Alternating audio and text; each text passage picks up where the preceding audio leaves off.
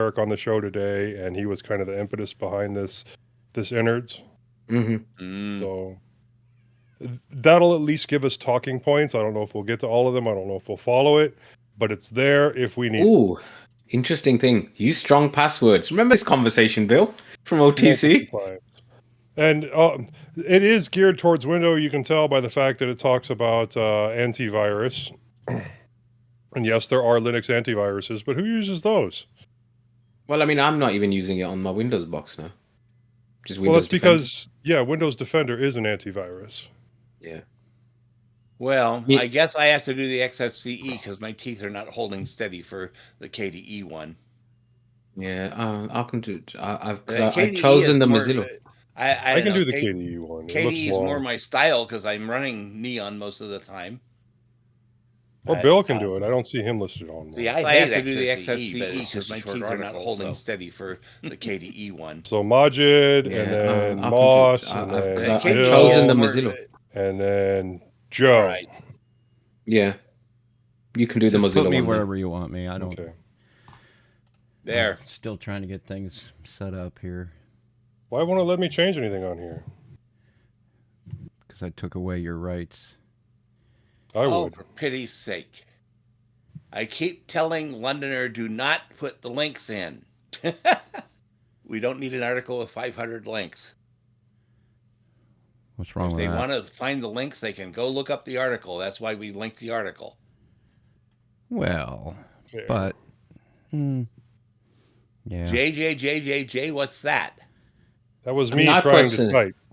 I mean, I put but you wiped out the header. Yeah, but it wasn't supposed to. Back arrows. It won't let me undo.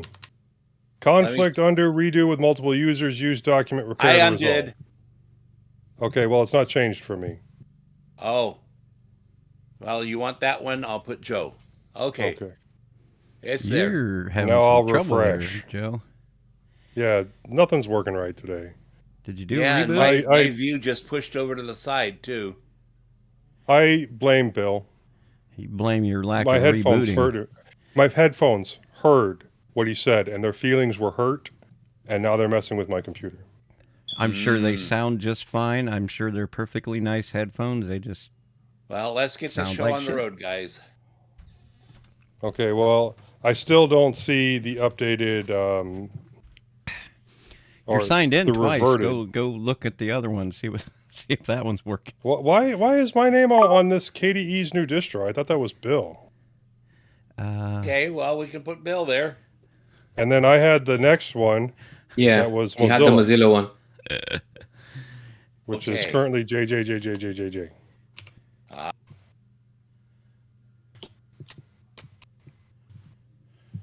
Mozilla Joe. That's not the heading. And that also lost the link. Yes, I don't know where the link is. Let me go find it. The news. If it's in here, let's see. God, I hate this keyboard. The Foundation lays off about a third of the staff. Now recording. Hey, are we recording now? Now recording, it said. Yeah. We're streaming Listen too. to Craig. I think that one was actually put in by Londoner. So, Londoner, can you give us that link again? I'll have a look for it. It's on from the register, so it's probably... Yeah, I'll find it. I'll find it. Yeah, Londoner, what I usually do is I just copy the whole article into a text editor, and that gets rid of all the links, and I put the links in the top, and I just merge those back in when I put it in the show notes.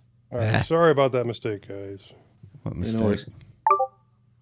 Oh, here we go. Mozilla Foundation lays off thing you third do of all its day. staff. You're doing better than me. What was that, Bill? Joe apologized for something, and I said, if that's the worst thing you do all day, you're doing better than me. Yeah, well. Don't worry, I'm sure my Discord will restart at least 3 times during the show. So you didn't do a reboot. I'm going to have to buy a brown that, coat now. After that update. Nope. Well, let me go ahead and make a prediction right now. Yeah, well, I almost used a dirty word. You're bollocksed. I'm cucking it all up again. Yeah. Yeah, that would work. Bollocks doesn't work in that sense. You're not using the correct grammar in that one. I'm sorry. Am I not? Okay, No. so go ahead and line me up then. We're effect. Okay. Well, are we ready to get ready? Yeah. Okay, so do you still want the 20 seconds of silence, yeah? Yeah, I've not had to do it because Craig normally drops everything to an absolute zero freaking noise floor. So there's things I wish were different about it, but it's free and it works and it makes things easier for everybody. So it's fine. But yeah, let's do it anyway. 3, 2, 1. 0. Zero. Well, I don't need that. I just needed the 20 seconds of silence. Let's try that again, shall It's we? fine. Just 20 seconds starting Shut up. now.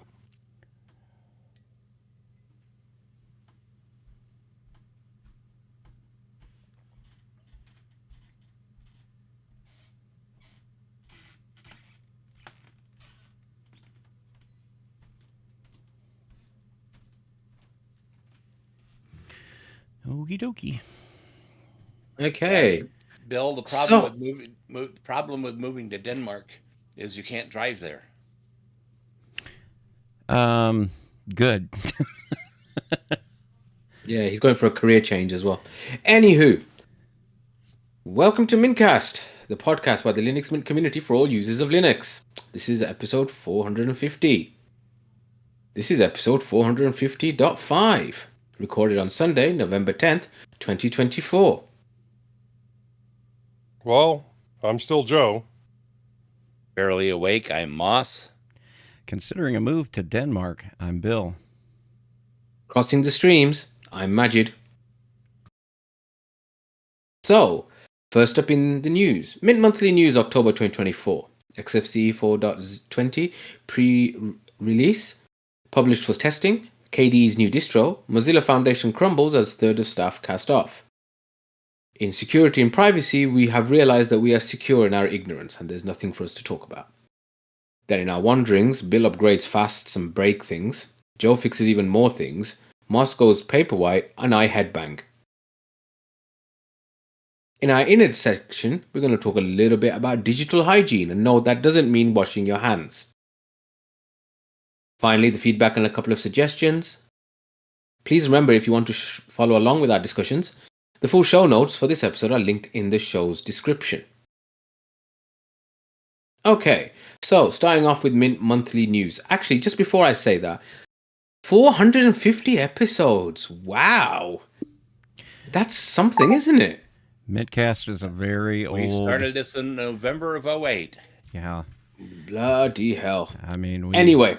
predate some of the other more prolific shows. Yes, we do. So we were there before everyone else. Mm-hmm. Anyway. So, Mint Monthly News. So, from the Linux Mint blog via Londoner, Nightlight is coming to Cinnamon. The team is working on adding Nightlight support in Cinnamon. Nightlight reduces the amount of blue light emitted by the screen. It makes the color of your monitor warmer as you get closer to bedtime to help reduce eye strain and improve sleep quality. I thought we already had that. Obviously, we haven't. Great. Now we got Redshift that you can add, and it works just as well. Yeah. In the past, yes, that's the next paragraph which I should have read. In the past, Linux Mint shipped with Redshift to provide this functionality. Redshift wasn't integrated in the settings though. It only worked in Xorg and it was auto-configured by something called GeoGlue, which is no longer functional. The team is hoping to have this feature fully integrated into the Cinnamon desktop and working out the box both in Wayland and Xorg. Clutter dialogues. Work continues on migrating key Cinnamon dialogues to Clutter. Donations via Stripe. Stripe was added as an alternative to PayPal on the donors page. This was done to make it easier for people who couldn't or didn't want to donate via PayPal. More countries and more bank cards are supported by Stripe, and no account registration is necessary. Yes, I can understand why people might not want to use PayPal.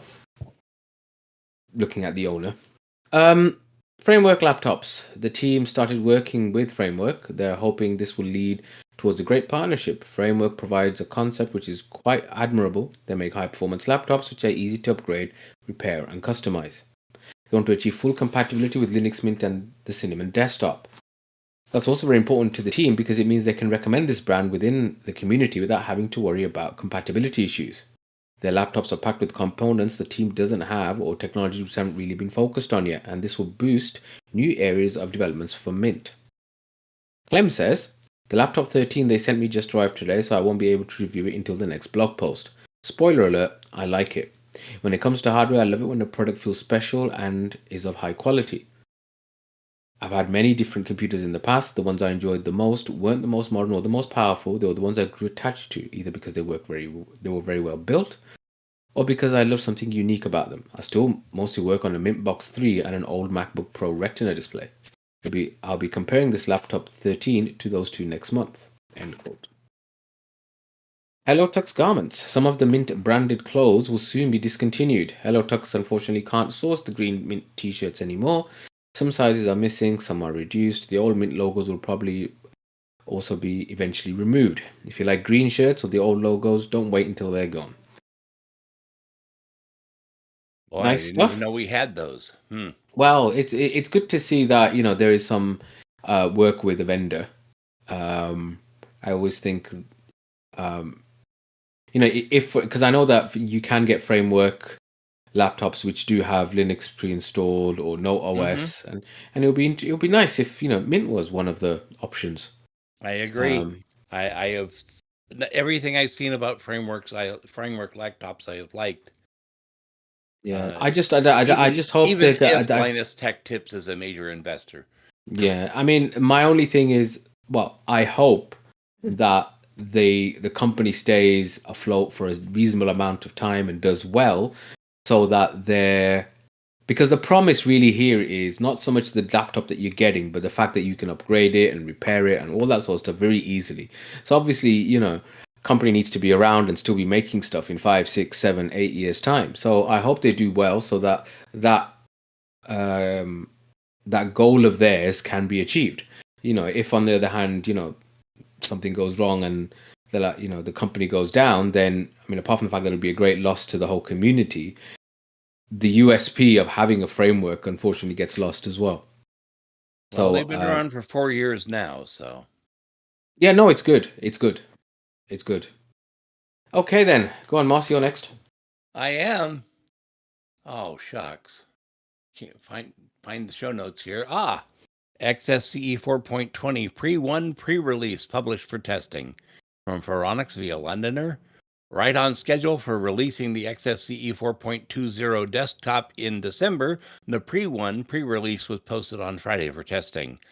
XFCE 4.20 pre-1 is the first tagged milestone in working towards the big XFCE 4.20 desktop release.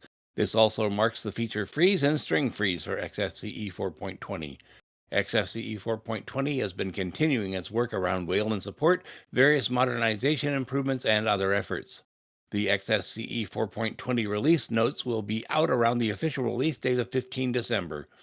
More details on XFCE 4.20 pre-1 via the release announcement.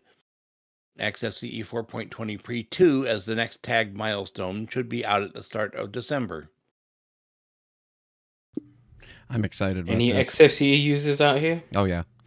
Yeah, I've got a machine that's running it, and because I did a quick look to see who is officially supporting Wayland right now, and outside of those little niche window managers and things like that, like Sway and Hyperland and stuff, the actual desktop environments really are limited to Plasma and GNOME, and that's really it. And if XFCE pulls this off, well, I mean that's moving right along for them. That's keeping them Ever relevant. heard anything about Mate working on it?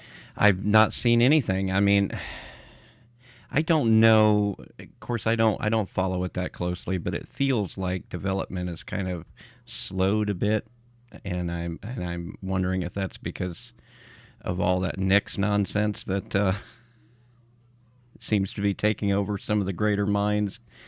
in that project. Martin does tend to fall down rabbit holes, does he not?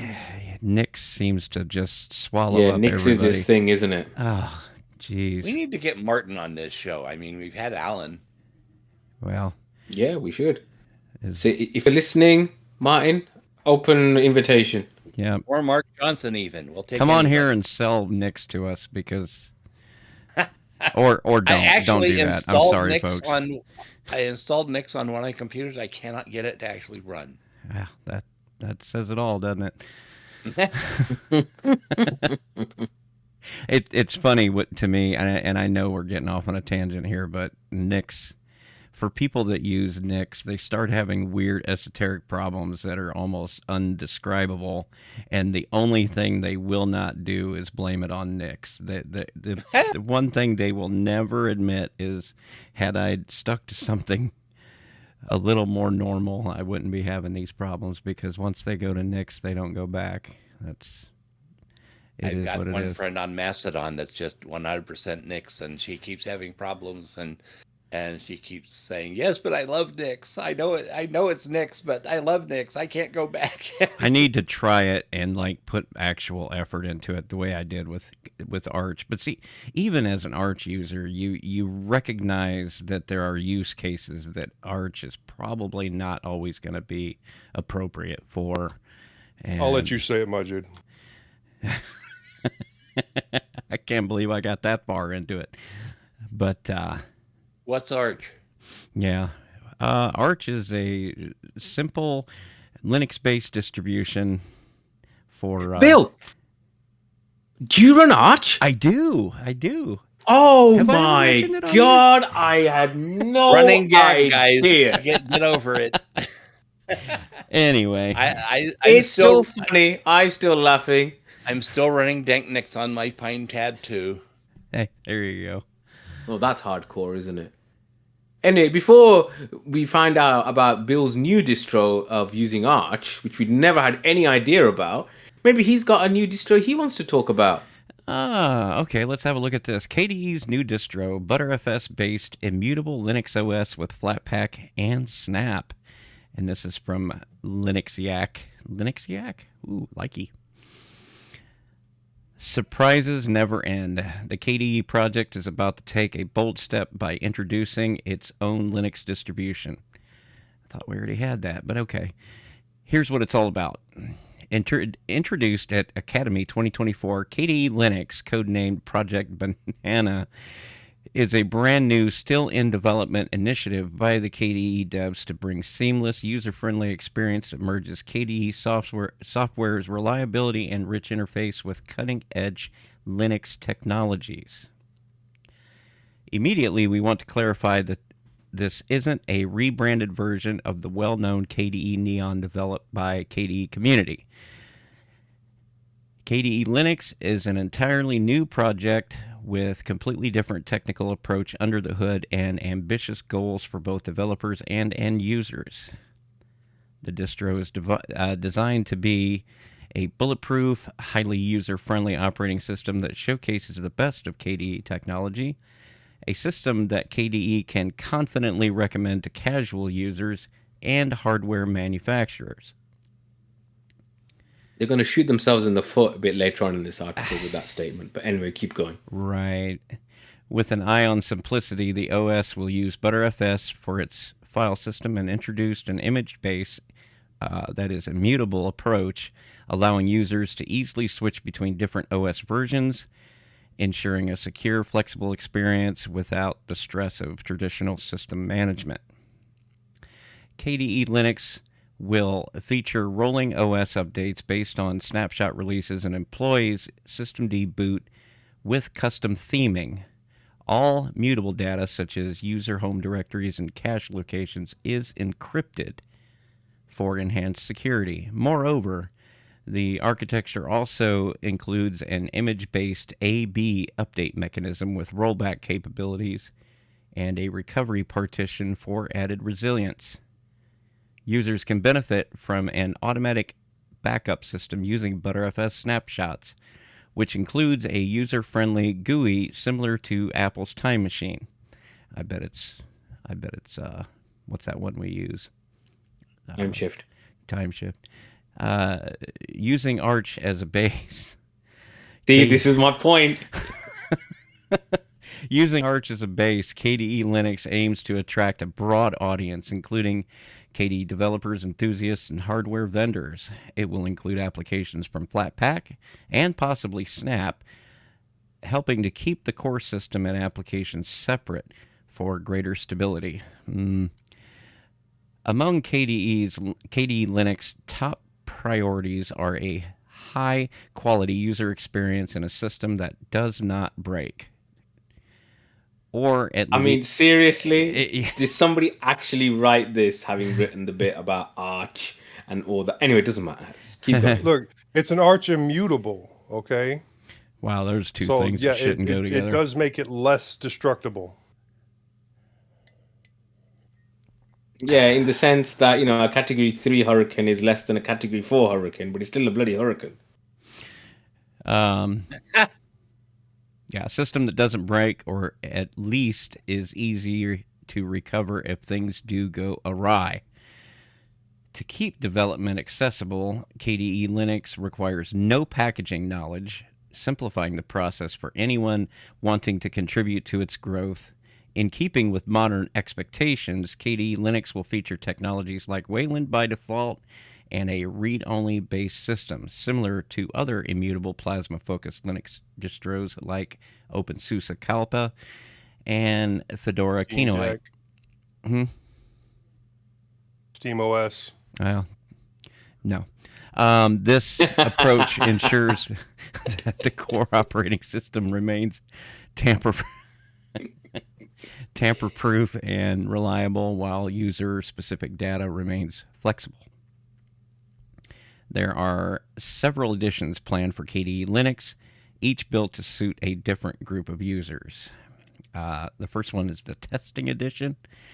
I wonder where they got the idea for all of this. Testing Edition, updated daily and aimed at quality assurance testers and KDE developers. Enthusiast Edition targets KDE enthusiasts and power users with beta and stable releases. Stable Edition, built for everyday users with a delayed release schedule and that prioritizes stability. These will allow users to choose between the latest features or a more conservative, stable environment. Moreover, should their needs change over time, switching between editions will be simple and risk-free. Now, on to the other main question. Why do we need another heavily KDE-focused distribution when we already have KDE, Neon, and KOS?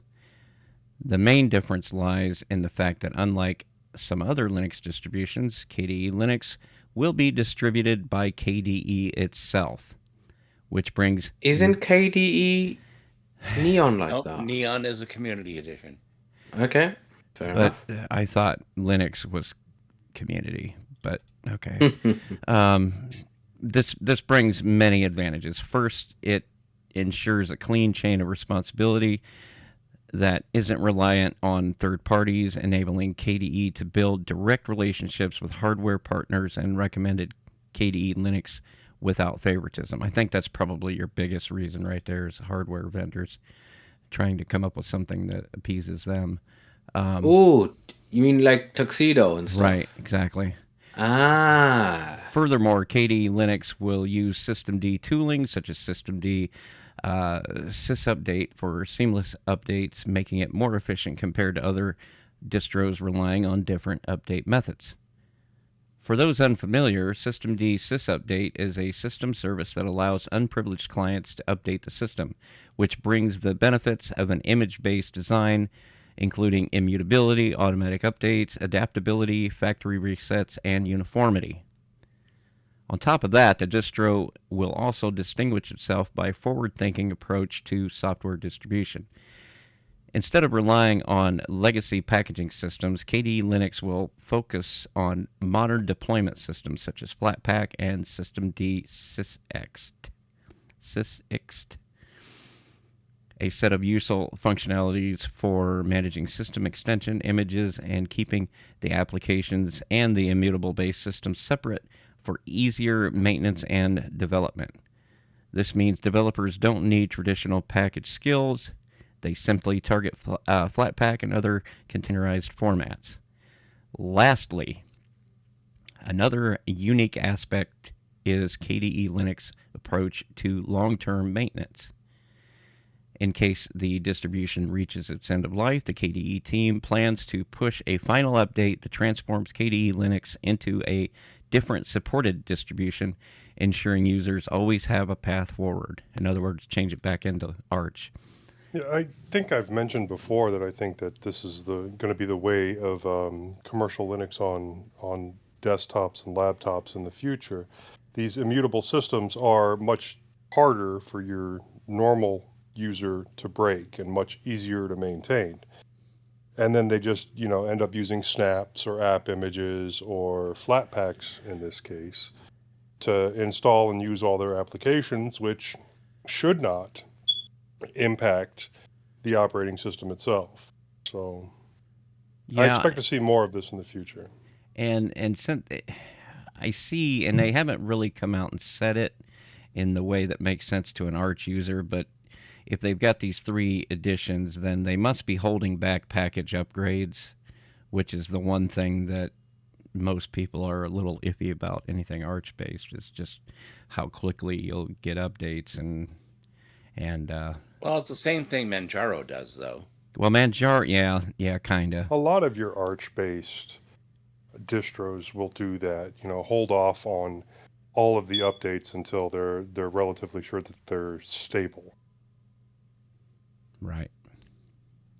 I mean, until that bit about hardware vendors, I was really wondering what was the point of this. And now, yes, it makes sense. It's about being able to give a consistent experience to whichever hardware vendor that they can interact with directly, without being reliant on someone else. KDE Neon at the end of the day is based on Ubuntu, so there's always going to be that as an issue. And I think KDE Neon is still, when you've got that fast of a KDE development cadence, I think to put that on brand new equipment is probably a little risky, because and then I suppose the other thing, but then the thing is, if it is something that showcases the latest and greatest of KDE, is it not going to have a quick cadence? I mean, I know they've talked about the different editions, but I mean, surely it's the nature of the beast, isn't it? I can't think of anything that moves as fast as Plasma does, and all the KDE stuff is just it's mind-boggling. Yeah, being the fact that I'm on Neon right now, and I swear every day there's 100 to 200 updates for it. So, and that's just for the Plasma desktop because they're on Ubuntu 24.04. And that's not changing. Yeah.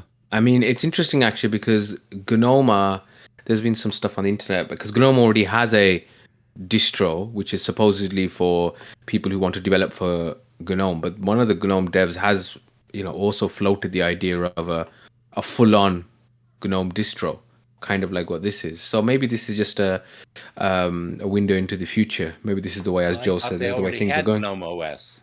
So they do have GNOME OS, but it's not supposed to be used for anything other than people who are developing GNOME applications. Oh. So it's a testing bed for that, really. And this isn't something that the GNOME Foundation has actually said that this is what they're actually going to do, but I'm just saying that there have been GNOME developers who have talked about this as an idea. So, yeah, maybe this is just the way life is moving. Anyway, speaking of life moving forward, go on, Joe. Foundation crumbles as third of staff cast off. This is from the Register via Londoner. The Mozilla Foundation is laying off about a third of its staff. The nonprofit org, which oversees the corporation that develops the Firefox web browser, insists it will continue its advocacy mission, though its approach may change.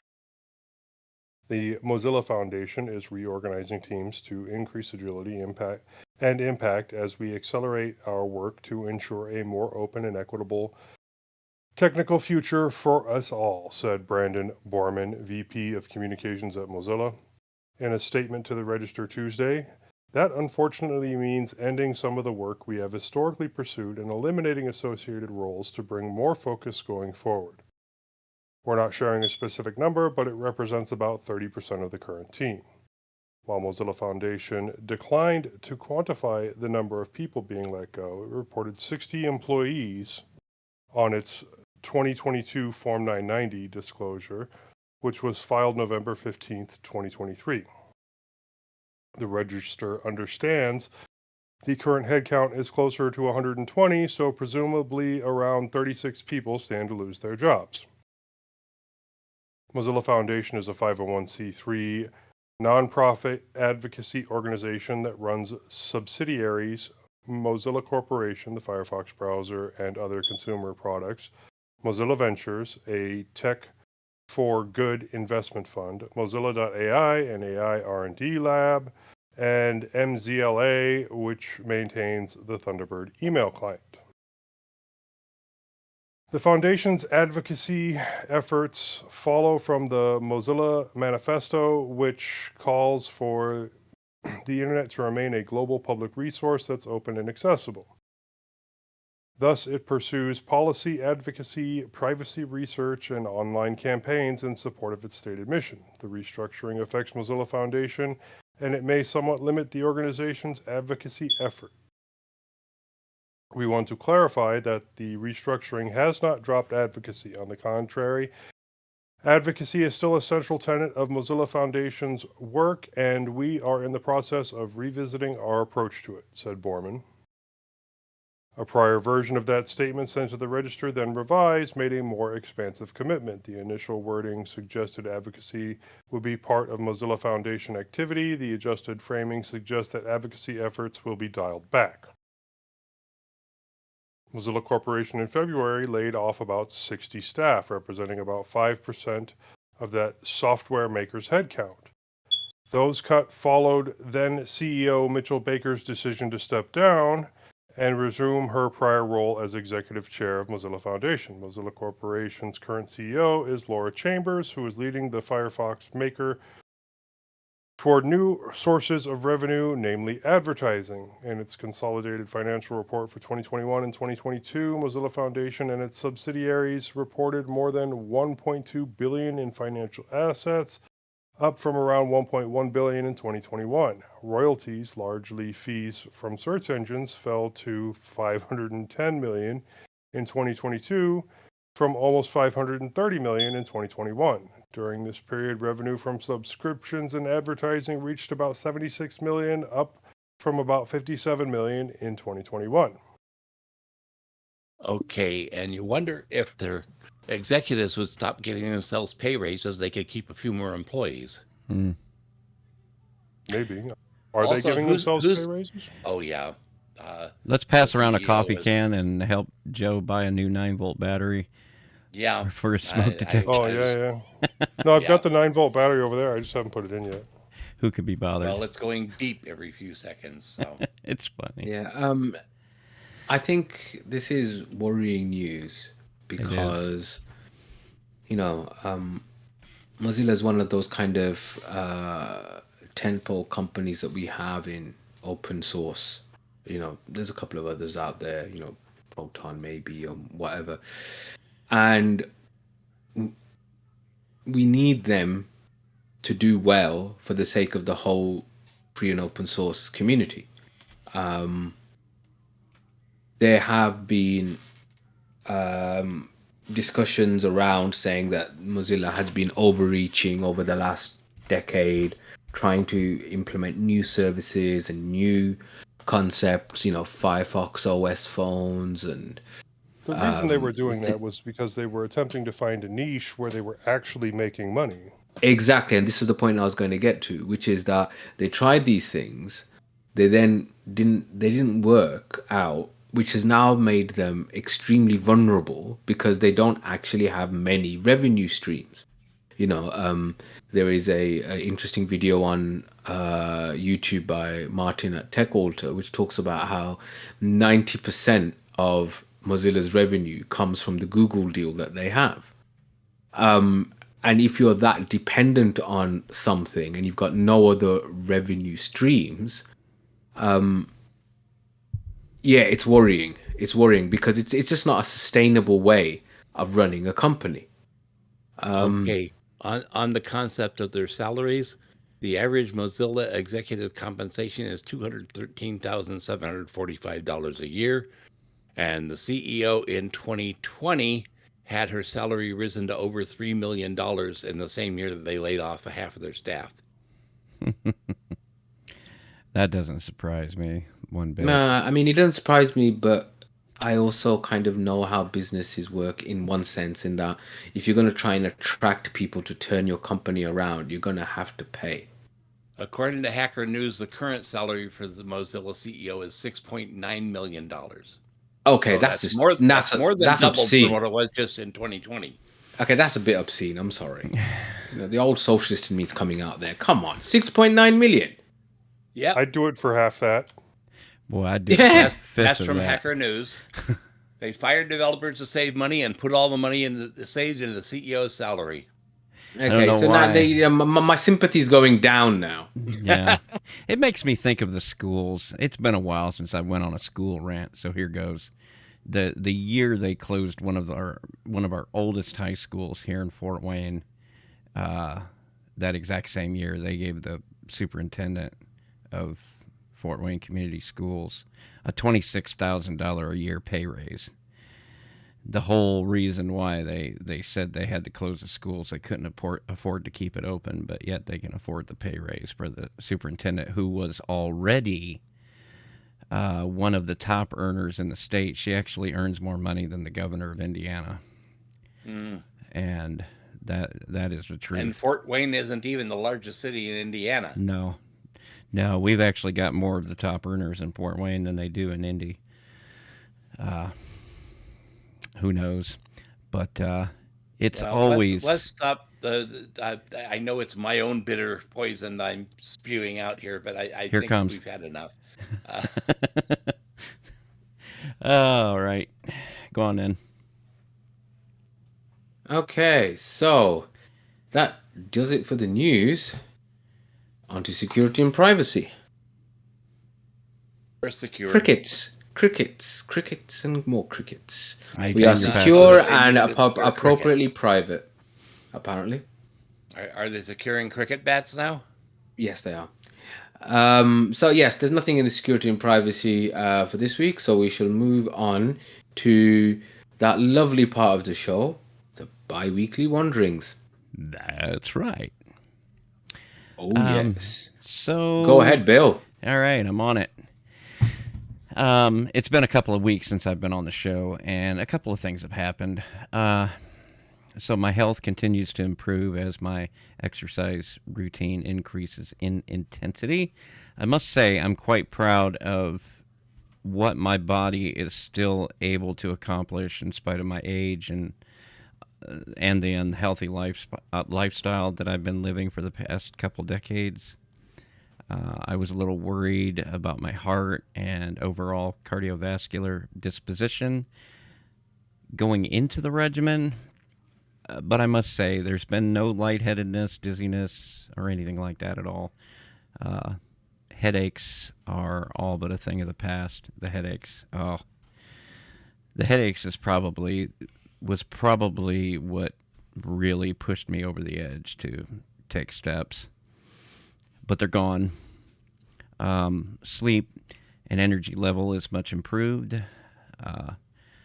I continue to avoid getting on the scale because I don't want to inject discouragement where it doesn't make sense to do so.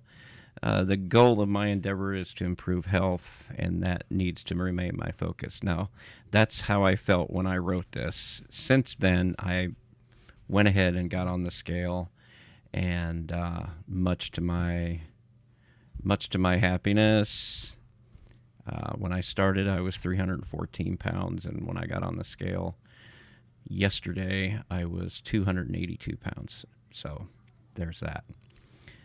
I cannot say that I'm a 300-pound man anymore. That's huge. Oh, that's good. You got about another 30, 40 pounds to catch me, though. I think I'm taller than you. I'd like to, before I think about getting back on the road again, because I just know that I'm not going to make healthy choices unless I can really take the weight off. There's things I need to be able to use, and they're here in my basement. Life on the road is just not conducive to a healthy lifestyle at all. Some people do it, but I mean, it requires a rewiring of the brain. That's for sure. So, I think the modifications you made in your working life have really helped to do this. Because otherwise, I think it would be, it would have been difficult to do. The old habits have been there for a really long time, and yes, completely changing everything the way that you did probably fast tracked a lot. It did. I can nearly guarantee it. I mean, it's been a bit of a personal and family sacrifice in terms of money. Not a lot. Maybe I'm probably taking about $1,000 a month hit just doing this, but that $12K a year is no joke. And it's not, but at the same time, what's the price on being able to? What good does it do me to make that $12K a year if I end up dying at 65? So there's that. Yeah. All right. True. So, all right, let's talk upgrades. Oh my goodness! Last week I decided to go ahead and upgrade the 2 big servers, the ones that you see over my left shoulder, my left, your right. To Ubuntu Server 22.04. I wanted to wait at least until the release of 24.10 to give the LTS time to work out some initial bugs and allow the internet time to fill up with questions and answers to any problems and pitfalls that may arise as a result of the upgrade. And oh boy, Henry, was I proven right for doing that. In both cases, the upgrade went smoothly, or at least it seemed like it did, and the machines rebooted into their new systems. And I initially thought it was all copacetic, as the upgrade from 20.04 to 22.04 was. I couldn't have been more wrong. Upon the first test to ensure all necessary services were back online, it was immediately evident there were problems. Although all the Docker containers were back online, our Nextcloud server installation is not containerized at all. It's an old school LAMP stack installation, which from time to time requires some above average sysadmin attention. This is just one of those things, and this was one of those times. Our domain, which normally resolves to our Nextcloud, was returning a bad gateway message. My first thought was that it's either the reverse proxy or Cloudflare. Neither of those things were at fault. It was, in fact, the P in LAMP that was the bugaboo. You see, Nextcloud relies heavily on PHP to run all of its higher functions, especially if you use it for stuff other than just simple cloud storage and backup. Unfortunately, there's no single PHP package to provide all the necessary modules to perform the necessary functions of the website and or cloud servers. There are literally a myriad of these modules, and they all have their own package that needs to be implicitly installed. One could be forgiven for finding this all to be maddening. Somehow the upgrade left me missing no fewer than 6 of said modules, making the installation completely unusable. I don't know if the modules didn't get upgraded and instead were uninstalled, or if the new base version of PHP introduced changes to the distribution of these modules and there's no mechanism to install them automatically. Either way, they had to be installed and enabled. There were also a couple of configs that had to be edited as well to reflect the new version numbers. Once this was all done, we were back up and running. This all happened Saturday night before the recording of episode 449, so the stress was real. I don't imagine any of my co-hosts were even aware of the problem until the next day when I told everyone. And given the lack of response I got, I imagine some of them are probably hearing that for the first time now. And given the fact 2 of them got up and walked away, they still don't know. Had I used the officially I was thinking of walking away. Do you need me to do that now? No. Had I used the officially supported Docker method of installing Nextcloud, all of this may have been avoided. But that's kind of the point when it comes to self-hosting, learning how to fix these problems yourself. There was a real rewarding sensation when it was over, but it was palpable stress until it was, I can tell you, because it would have meant that they wouldn't have had the use of the show notes for the show, which I wasn't going to be around on Sunday anyway, so I wouldn't have been able to fix it then, so it had to be fixed. I was up until about 1 in the morning doing all this. Now, this next point I was fully aware of. Now, this is where Moss kind of comes in, because later in the week it was made clear there was a tangentially, see, I can spell it, but I can't say it, tangentially related problem with the Jellyfin server I have running on one of the servers that were just upgraded. The domain in which I have, which is supposed to resolve to my Jellyfin, returned a 505 error, which also is a bad gateway, which again means DNS is unable to connect to anything on the server side. Upon inspection, it was revealed that the Docker container for Jellyfin was not running. It turned out the problem was actually due to improvement itself. Prior to this problem, in order to give the container access to the necessary path, which allows Jellyfin to use hardware acceleration, you have 2 very specific options specified in your Docker Compose. Now there is a simple one-line option which basically gives the container what it needs to enable hardware decoding. It basically you basically are just binding the file path to the firmware or the drivers. This problem was revealed so closely in terms of time to the PHP problems, I initially conflated the 2 things. I now believe the upgrade to Jellyfin happened a couple days after the upgrade to 22.04. So the fact that these 2 things happened in such close proximity of each other was just kind of a coincidence. But it was like, what's next? So far so good though. Everything seems to be running the way it should, and it is what it is. The thing about self-hosting is that there is consequence in equal measure with reward.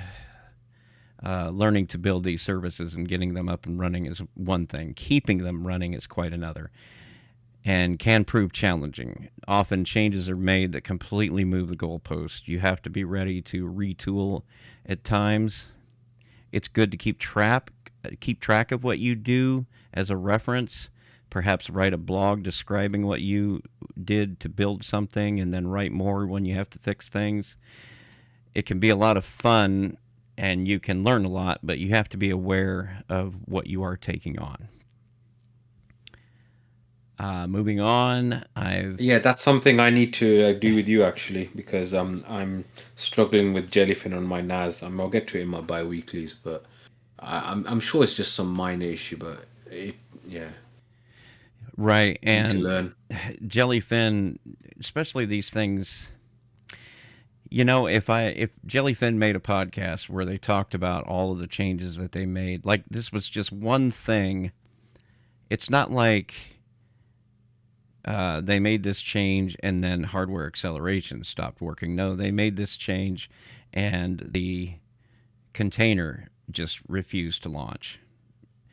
So it was like you had to go and look and see what was causing the problem. And thank God that by the time I searched on Google for it, somebody else was having the same problem. So sometimes it feels like they'll make these changes that completely rip the rug out from under people, and there's not a clear path or a clear method for them to get that information out to you, unless you're literally going to follow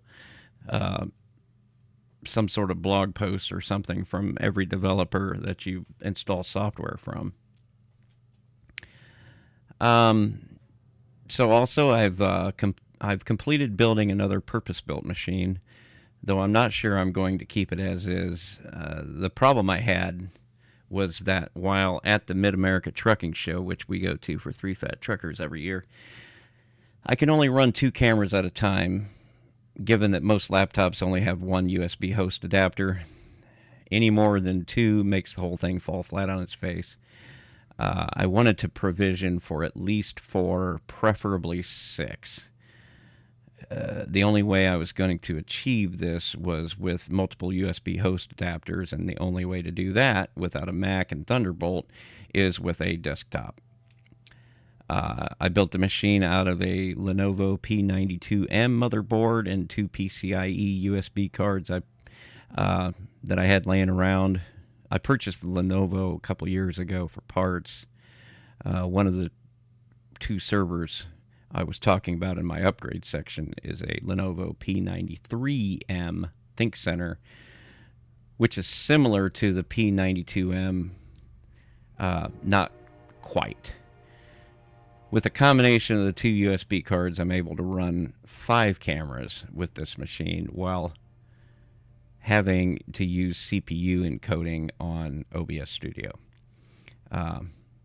In order to use VA API, which is a video acceleration API, hardware encoding, I need to hook up my AMD FirePro 5100, which takes one of the PCIe lanes back from the USB cards, which is okay, but not ideal. With 4 cameras, the CPU runs at roughly 40% while recording. And as of writing this, I had not tested it with the video card using the discrete graphics instead. But since then, I've tested it with 1 camera. Now, with 1 camera using discrete graphics, I've got the CPU usage down to less than 10%, which is way better. But I'm still not 100% sure. I've actually bought a new Asus motherboard off of eBay. I'm going to give that a try. It's got an i5 and everybody might not agree with me, but this sounds like it should be in innards. Like the whole build, the purpose of it and everything. Like you should put this in innards and run with it. Yeah, maybe we'll do that sometime in the future. That's actually not a bad idea, because in my bi-weekly, I've got a thing about building a rig. So it's worth talking about, because building computers is especially purpose built like this. Mm-hmm. Yeah, because in my case, I need the one thing I need more than anything else is PCIe lanes, because I need 2 more USB controllers on there, and I would prefer them to be X4 and above, because that means you can use the more powerful USB 3.2 cards, which is better for the cameras, and still giving me a lane to put an actual video card in there, which for example, right now I'm running OBS Studio and I'm using video acceleration on the video card to do the encoding, and it takes a lot of pressure off the CPU. I'm running 5.2% on the CPU right now making this show. It's simultaneously streaming, recording, and running a virtual camera at the same time. So it's worth using the video card if you can. But again, like this motherboard's got 1 X16 slot and 1 X1 slot, so you're really limited as to what you can plug into this thing. But like I said, I bought another one on eBay for like $110, and it's got 3 X16 slots on it, so you can put anything you want in there. which that will allow me to run 6 cameras, which will pretty much cover every direction that I want to record from at the next truck show. So it'll be fun. Anyway, that's all I've got pretty much. How about you, Joe? Well, right after the last show, I started working on some electronics because I just got the bug that day. First thing I did was apply the USB fuse fix to the last of my Razer Nari Ultimates because it finally stopped connecting. This time I had a lot of trouble doing it because I just couldn't find my flux. I did end up finding some of my very liquid flux that I don't like using, but needs must, as it were. This time, instead of hooking up a wire, I simply mounted the solder and connected it that way. I did have to go back at least once to get it correct, but now I know that part is working, and it looks like I'm having another issue where it's just not connecting to the actual USB itself. Like the pins that are on that board need cleaned a little bit more than I've done. So I'll get back to that one and try and get it working one more time. Otherwise, I found a person selling those USB dongles that are broken and intermittently connect for like $20 a piece, and I can do the fuse fix on those, and those will work fine. And then because I have a Windows system set up, I'm able to repair to different headsets. So that will be useful in the future. Now, another one of the Naris, the one I have on right now, would no longer hold a charge and turn on. I was able to get it to hold a charge and turn on for a couple of minutes once and verify that everything else was still working, but that was it. It would not do anything else. I let it charge for a couple of days and the thing would still show as charging, and no charge was taken in. Now, previously I had found a fix for it using the board of the battery that's built in and some 18650s. I was able to find an 18650 that I had left over and charge it up. I had wanted to add a second to increase the battery life, but the other that I found wouldn't hold a charge because it was extremely old. I cut off the board to the battery and I soldered it to the 18650 and taped it in place the way that it was supposed to be so it'll sense if it's heating up. The device turned on fine and was able to connect. Also, I hooked it up to the charger, and within a few minutes, the light went green, showing a full charge. Now, the reason that you use the board from the original battery is because that is where all the safety circuitry is, as well as the temperature shutoff switch. Important thing when using batteries that, might explode. Shouldn't be a problem since the 18650s that I buy have the circuitry built in as well, but why take a chance? Also, it prevents me from having to add a resistor to the white wire. I did include a link to the build or to the instructions for the build that I used in the show notes. Then I found out that it was probably just an issue with the USB cable that I was using to charge it because it happened to the next set of Naris that I used it on to charge. But when I switched in a different cable, it charged just fine. Still, it should last longer power-wise now, because the 18650 battery is a much higher mAh than the original battery. Next, I pulled out the Brix mini computer that won't power on and was running my DNS sinkhole in one of my WireGuard instances. I removed pieces one at a time to see if it would power on, and nothing. I checked all the fuses and 0 ohm resistors, and everything worked as expected. Next, I verified that the continuity happened through the switch, and then I verified that the power went from one side of the switch to the other. All good. Still won't power on. Even made sure that the CMOS battery was still good. That is about the extent to which I can check this thing. I've stripped it for parts, and since I have the SSD all set up and ready to go, I am thinking about buying another when I have the money again. For now, Christmas comes first. But I wouldn't mind finding another mini PC or something like that and resetting it all up again. It's not that big a deal. So I will have to keep my eye open for when something low power and small is out there. Now, a few days later, I was having problems printing again on my 3D printer, because those bolts holding the hot end in place had worked themselves loose again. Well, this time I was able to find the replacement backplate, so I put that on, and it looks like the bolts will hold it well, and so far it has. However, the new backplate was not an OEM the way that it said that it was on Amazon. The portion where the belt connects was a bit wider, and this made it so that the belt would not tighten. I did not have the proper tools to fix this correctly, so I got an electronics end connector kit and used one of the pieces in the same way that the sleeves are used after shortening the belt. It has worked great so far. I also dropped the speed of the cooling fan back down to 50%, and wow, between that and the back plate, my print qualities are awesome again.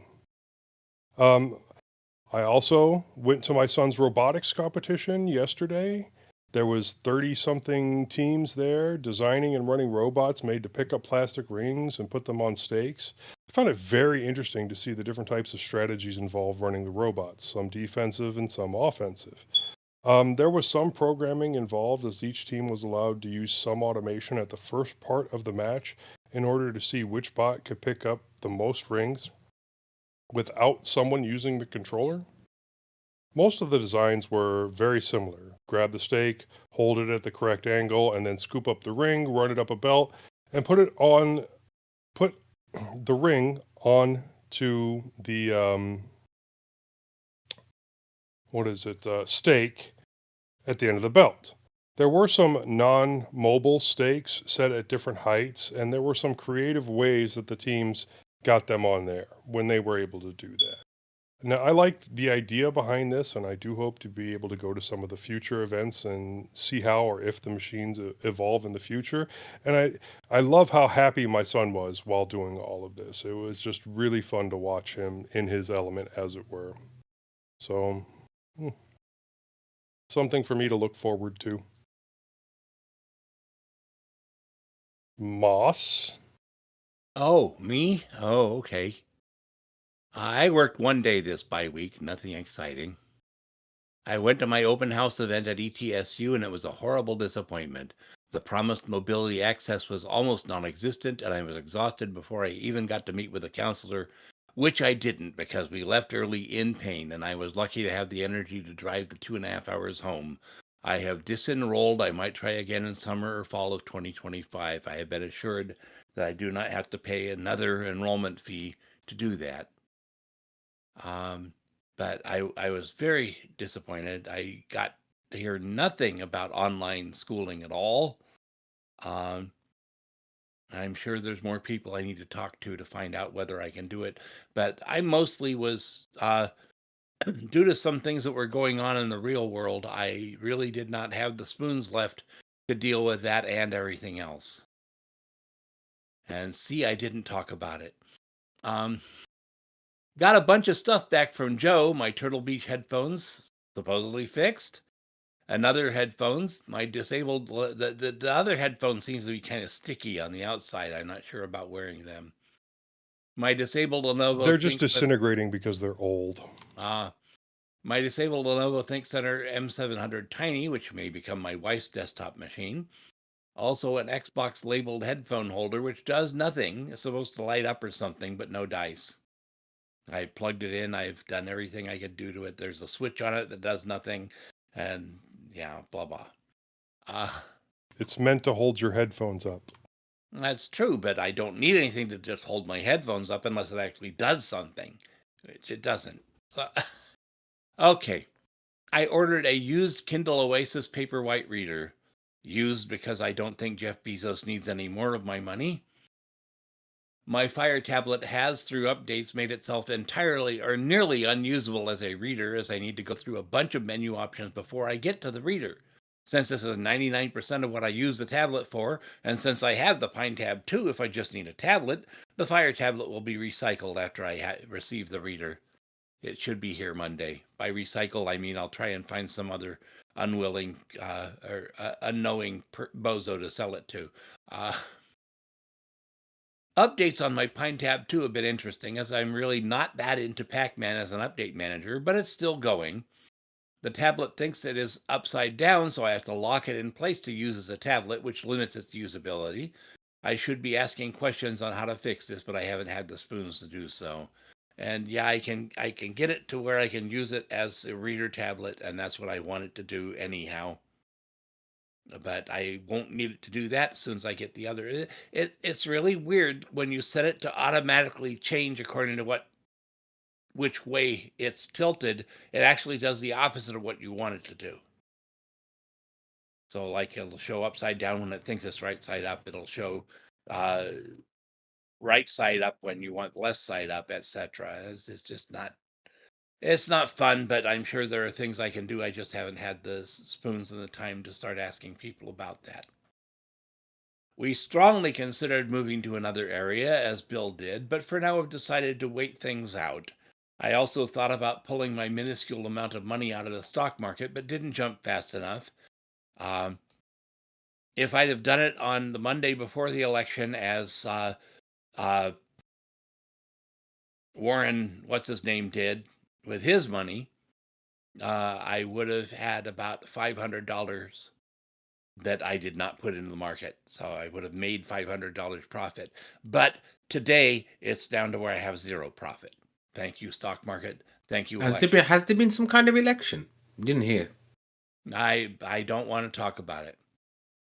There have been some very interesting updates into Bodhi, and I'm considering reinstalling that to one of my two PCs, probably T580, maybe both.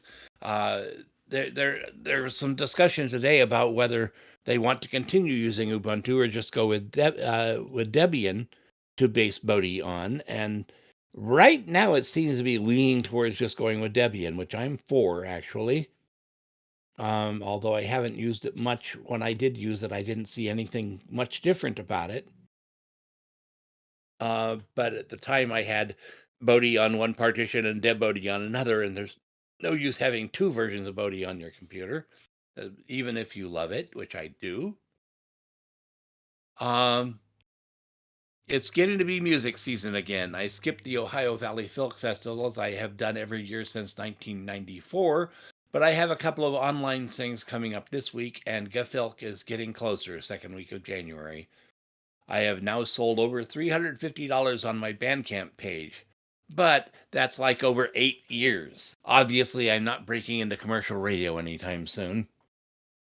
I don't have the energy to push myself. I don't have the money to go driving around doing this performance or that performance. So this is what I got. I'm turning 72 in a month, less than a month. And that's not the time to start your music career. There's always YouTube. Happy birthday. Well, I have YouTube. I think birthday is after next episode. So you can wait. We'll wait to wish you. Well, I can talk a lot more, but otherwise let's let Majid come in here and say what he's been up to. Okay. So I wasn't on the last show due to the death of my uncle. I'll be honest, he wasn't a close relation from when you look at it from a blood perspective. But we were close because we don't have much family in the UK. And so any that you have. And plus, I'm a firm believer in the idea that blood is not what makes you family. It's the relationships that you have. And he had a life well lived. And the funeral arrangements were more of a celebration of his life, which is rare in Muslim funerals, I'll be completely honest. There's a concept we have in Islam called continuing charity. You do something which, the thing they say about, give a man some bread, you feed him for a day, teach him how to fish, you fed him for a lifetime. And this man did that. He helped his local hospital, he set up community centers, he helped hundreds probably of doctors who are coming over from the Indian subcontinent, getting them through their exams and things like that. He had a lot of that. He was a bit of a he's a bit of a role model. If I'm like, if at my funeral that's the way things go, then I would have thought that I've done well in life. Anyway, moving on from the more maudlin aspects to the more mundane. I think the guys on here, and OTC, by the way, Leo isn't getting away with this, are a bad influence on me. Obviously, I have to blame somebody else, isn't it? Can't be me, obviously, because firstly, the discussion on the last mintCast, which I was on, we talked headphones, and that got me into buying another set. This time, I bought some Sennheiser Momentum True CX, which is not the best name. It doesn't exactly flow off the tongue, but hey ho. And then I was listening to Linux User Space, and Leo was talking about mint and cinnamon, and so I thought, you know what? It's been a while since I've not been a while. Been about 2 months since I was using Mint, so let's get back to using Mint. So this podcasting box is now running that, and to borrow a Cupertino phrase, it just works. And it's a much better experience actually for me on the desktop than the very short experiment I had when Mint 22 came out on my laptop when I was in India. And this will probably last for a while, until I get the itch to distro hop. And then listening back to the last episode of mintCast where you guys were talking about there's no point distro hopping, well, it made me distro hop. Thought it'd been a while since I tried something different. And so I think I'd mentioned I got this Lenovo Mix tablet. Eric has something similar. I know that Joe has a Dell Latitude. And so I thought, let's try Fedora. It's been a while since I've used vanilla Fedora. In fact, I was thinking about this, and I was struggling to remember if I've actually ever daily driven vanilla Fedora at all. I think I have, but it's been that long ago that I can't remember. It is true that GNOME works well in that kind of form factor, on-screen keyboard and things like that. The battery life does leave a lot to be desired. I mean, often I pick it up and it's dead. It's probably not surprising because the device is 5 years old. I bought it off eBay. But I mean, like, for example, earlier today, I was just reading an ebook on there only for about maybe half an hour, 45 minutes. And the battery went from 100 to 66%, which makes me think it's probably got a battery life of about 3 hours, probably at max. Maybe I need to look back to that or go back to our discussion that we had last year on battery life in one of the innards. Yeah, there are some things that you can do to optimize the battery life there, but that's what, a 13-inch screen? 12-inch screen? 12-inch screen. That's 3-4 hours doesn't seem so terrible. No, it's fine. I think when you have a tablet, right, you think of it in tablety ways. You know what I mean? So like, Android, or I haven't got an iPad anymore, but and they have, because of the ARM architecture, they have long standby times. You can I probably I've got a Galaxy Tab S8 Plus. I probably charge that once a week. And I do use it to watch, Netflix and Citadel and Amazon Prime and all this kind of stuff. So it's not like I don't use it at all. This doesn't have standby time. The actual time when I'm using it, it's fair enough, for what you'd expect. But yeah, I can leave it down. I can put it on hibernate or sleep or whatever, and yeah, I would have lost. Anyway, it doesn't matter. The point is, it does work as a touch optimized device, and it is interesting using Fedora. As I said, I've not used Fedora for a long time. It's become a lot easier. I think we talked about this on OTC about a lot of the non-free stuff, codecs and whatever. It's all out there out the box now. There's very little you actually need to do. Whilst in the past, you always had kind of find an article of 10 things to do once you've installed Fedora, which included adding RPM Fusion and stuff like that. I got took in by the hype and a 0% interest deal and the fact that I can pass this off as a business expense. And I bought one of the new Snapdragon laptops. It's a Lenovo Yoga Slim 7X. It's the most I've ever spent on a laptop by the end of it. Obviously, as I said, it's 0% and it's over a number of months, but it would be the most I've ever actually spent on a laptop. I could call it my first premium laptop, I suppose. All the other laptops I've really kind of had have been kind of mid-range or budget. Is it worth that much money? Probably not, but it does have very good build quality. The screen is great. I've not had any issues with app compatibility. The performance is really good, and the battery life is insane. I have charged that thing twice in a month, I think. Remind me, what's that run on? Snapdragon 8 Snapdragon X Elite. So it's one of the Snapdragon ones with the ARM processor. It's running Windows, yes. Yeah. I'll get to that bit. I suppose you get what you pay for. I am going to put Linux on it. There is support for that architecture in kernel 6.11. There are guides out there on people who put Ubuntu 24.10 on some of these. I just haven't got around to doing it yet. I might wait a little bit just to make sure that all the support is there. It doesn't mean I'm not doing open source stuff on there. I'm using, LibreOffice, and I must say I never realized how powerful LibreOffice Draw was when it came to PDFs and PDF editing and stuff. I never got around to using it, and yeah, it was very good actually. My mom needed a new computer. Well, she thinks she needs a new computer. I mean, she doesn't do a huge amount on her computer, but I thought I'd buy her one anyway, and I managed to get an X Enterprise Lenovo ThinkCentre off eBay with the 7th Gen i5, a 1TB SSD. I actually ordered the 16 gig version, but they sent me the 32 gig version. So I was like, okay, fine. Not bad for 200 quid, I thought. I brought the old one back to my house, and I'm thinking of what to do with it. It is old. I figured out that we bought it in 2016. It's still got a spinning Rust hard drive. AMD A6 Athlon, I think. So it's from before Ryzen was a thing.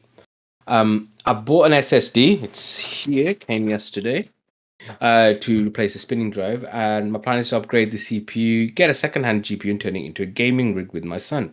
Interestingly, actually, when I was talking to my son about it, he goes, wait a minute, one of my mates gave me an old graphics card. I was like, a bit random as a present that you get from your mates, but apparently it's a GTX 760, so it's an old graphics card. But why not?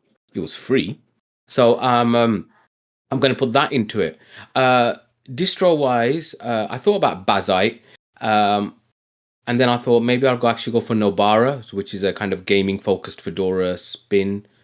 It's a long term project, so I'm going to take my time with it. I mean, I actually haven't built a computer completely de novo since my teens, probably in the 90s. Isn't Bazite also Fedora based? I thought Bazite was Arch based.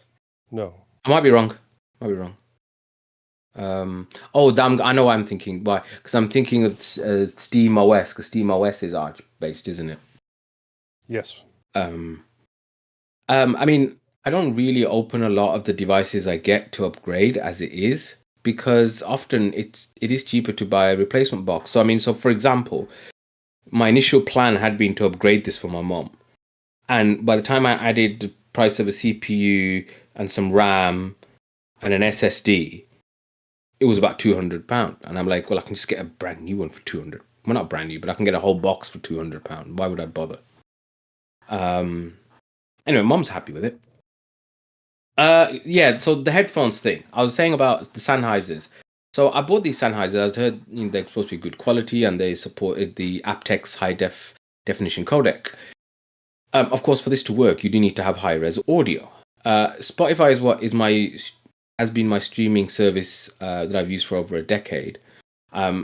Mainly because it integrates well with most services, and it's kind of ubiquitous, especially if you're sharing tracks and stuff like that.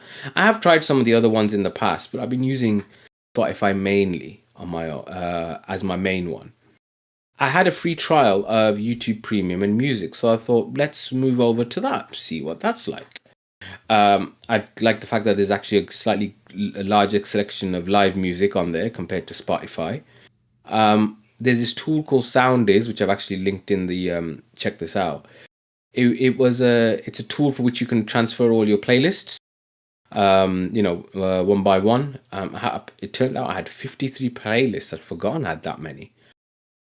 It was at this point that I realized that I hadn't actually done my research, because YouTube Music doesn't actually have a high def tier. I mean, I still think it's a reasonable deal when you think that, you know, you're getting premium in music for about the same amount of time that you would just a streaming service like Spotify or something. But there are other ways of getting the YouTube premium experience without paying for YouTube premium. So, Revanced. Yes, revanced, new pipe, just using Brave in a browser, you know, gets you everything. That's what my son does. And anyway, I thought, okay, if you're going to actually check out high def audio and see if you can actually tell the difference and if it's worth doing, there's always Tidal. Again, it's something I'd used maybe once some years ago. And so, hey ho, eligible for another free trial. So, it is supposed to have the industry lead when it comes to high definition audio with FLAC files and CD quality and all this kind of stuff. So I went back to Soundees and hey ho, now I'm on Tidal with my 53 playlists. When I compare the different streaming services when we're talking about quality wise, even with Bluetooth earbuds, Tidal does sound the best. With YouTube, the worst. Not terrible, but it's not great really. And Spotify in between, which probably makes sense because YouTube Music only goes up to 256 kilobits. Spotify does 320. Tidal obviously goes up to higher. Now, obviously, it does depend which earbuds you use. It's more pronounced with the Sennheiser and its aptX codec than, say, with the Nothing Ear A phones that I have, which have LDAC. It's not really obvious if the Bluetooth codec is using AAC, like my Galaxy Buds FE. Just as a note, the Galaxy Buds FE do actually support a high-res codec called SSDC, but it's a Samsung-only one, which only works with Samsung devices, and I'm using a OnePlus phone at the minute. Of course, this difference is even more pronounced when you use wired headphones. You know, I have some in-ear monitors with a DAC, and Tidal is the clear leader, and both YouTube and Spotify were quite disappointed. I was actually quite disappointed with YouTube Music actually on this one. It's like I don't actually want to listen to stuff with it like that. Anyway, so I've cancelled my Spotify premium subscription, and I think I'm going to go over to Tidal, at least for the month of the free trial, and then see what happens after that. It is one of these things. It can be a subtle difference, but when you notice it, it does kind of spoil you. So let's see how that goes. So have you subscribed to my YouTube channel yet?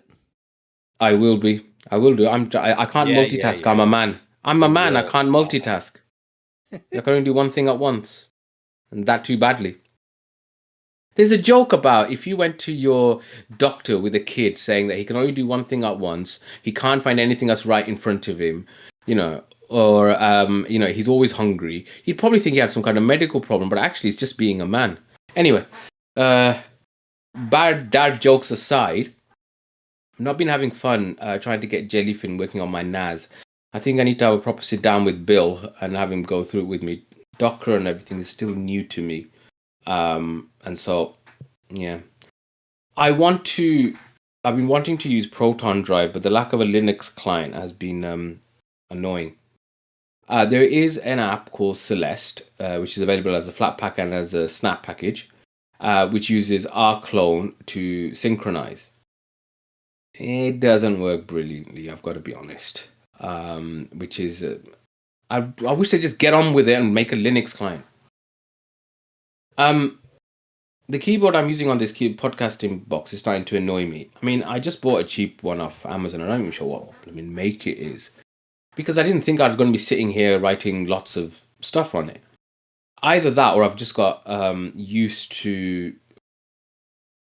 Either I've not so much used. I've got spoiled by the Lenovo keyboards. Lenovo do have the best keyboards.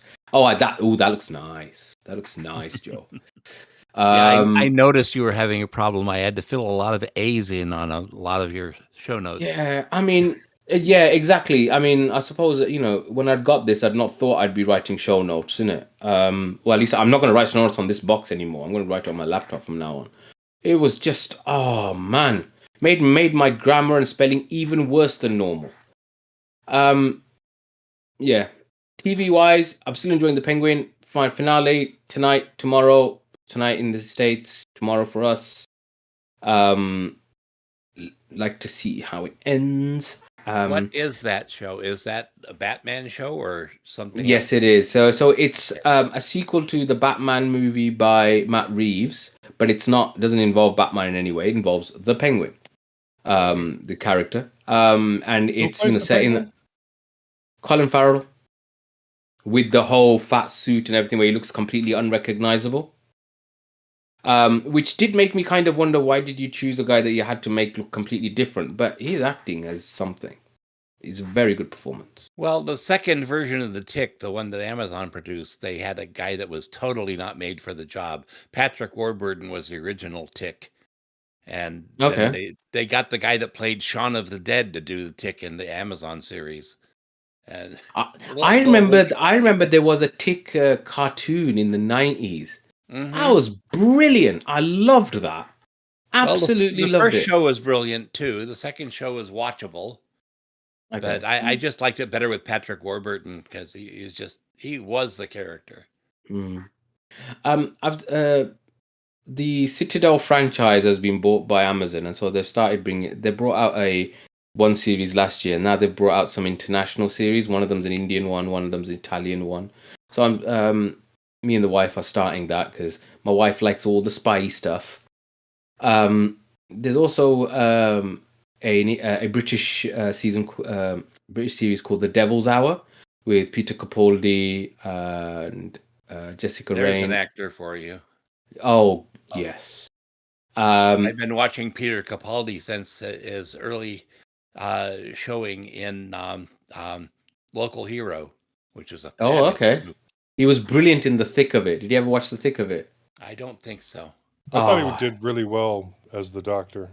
He was an excellent Doctor. I just didn't like the fact that they only kept him around for 1 year. Yeah, but I think it was him who wanted to leave. Often it's the doctors themselves, isn't it? Like Christopher Eccleston, I thought was a good, decent Doctor. No, Chris only did 1 year. Peter did 3. Yeah. Peter did 3? Okay. Oh, well, I'm not the biggest Doctor fan, but I am a Peter Capaldi fan. No, I thought he made a brilliant Doctor, but I thought like the writing, especially for his first season as the Doctor, or series as the Doctor, was complete and total garbage. Yeah. Well, the fact that introducing him and he didn't even know who he was, that first episode, that it took a few episodes for me to get the hang of that. I've never been a Doctor Who guy. Not me either, but some, Since I was a kid, so. Oh, okay. I will defer to your knowledge on that then. So yeah, Devil's Hour, great performance by Capaldi and for Jessica Raine. It's kind of horror, stroke, time travel-y stuff. The first season was good. Second season I've only just started it. It's a good start so far. I've heard reviews that says that it kind of peters out. I'll see how it goes. But would you say it's kind of wibbly-wobbly, timey-wimey? Yeah. That's a good way of putting it. They should put that on the poster, innit? Wibbly wobbly, timey-wimey. Okay. I had never watched the US version of The Office because I'm one of these weirdos who really loved the UK one, and I didn't want to be disappointed by an American remake. But I started watching it, who's with my son, who has never seen it as well. Man, it's good, man. Why did I not watch this earlier? What was wrong with me? I will state very plainly that the UK version of Ghosts is much, much better than ABC's. See, this is what happens, you see. We've been burnt by this so many times in the UK that, I just, if I hear that there's going to be a US version of it, I'm just like, oh God, it's going to be rubbish, isn't it? What was the other one? That was the IT Crowd. The American pilot on that was total garbage. Yeah, no, I remember there was a thriller with David Tennant, Grace Church, something like that. But he was in both of them. But obviously in the British one he played a Scottish person, and in the American one he played an American guy. It was the same story. And I remember watching it and thinking, what is the point of this? Genuinely, what is the point of this? I mean, you're doing great acting and stuff like that, but no. Anyway, sorry, I'm going off on a rant. And I'm dragging you off into the bushes on all the side swipes. So yeah, go ahead. I saw the latest Venom, The Last Dance, with my lads. It's not as good as the first Venom. It's probably about as good as the second one. It's still good fun, and it's a good conclusion to the character. It's probably the only decent film in that Sony Marvel universe. I mean, Madam Web and Morbius were pants, frankly. So there is a adventure place around the corner from where I live called Challenge Academy. My daughter had been. It's lots of kind of climbing and yeah, I'm trying to think. Is there an American equivalent? But Yes. it's as I said, it's a kind of Adventure outdoor Zone, activities thing. Really quite. It was good fun actually. We went to a new steakhouse as well, where I ordered some very expensive steak, and realized I should have got the cheaper one because the cheaper one was better than the expensive one. But hey ho, it was still good to spend some time with the family. Work's always busy, isn't it? I mean, whenever I come across and I say, yeah, work has been busy, it's like, well, when isn't it, I suppose? I did take a couple of days off, but I cut it short to do some extra shifts, and I think that was a mistake. I think I'm doing a bit too much work, mainly because I've had to pay for these recent car problems I've had with the diesel exhaust fluid system, the AdBlue, as I mentioned last time. And so some of the shifts I've been doing have been in the private sector, and I can see how money changes the way you approach patients. Maybe I'll decrease that as time goes on. It's not, I don't know, call me a liberal or call me a socialist, but at least in the NHS, you do things for the right reasons. Hey, Majid, you're a liberal socialist. Thanks. You asked. Yeah. Anyway, there's this initiative that you find in the UK called Mental Health First Aid. It actually started off in Australia.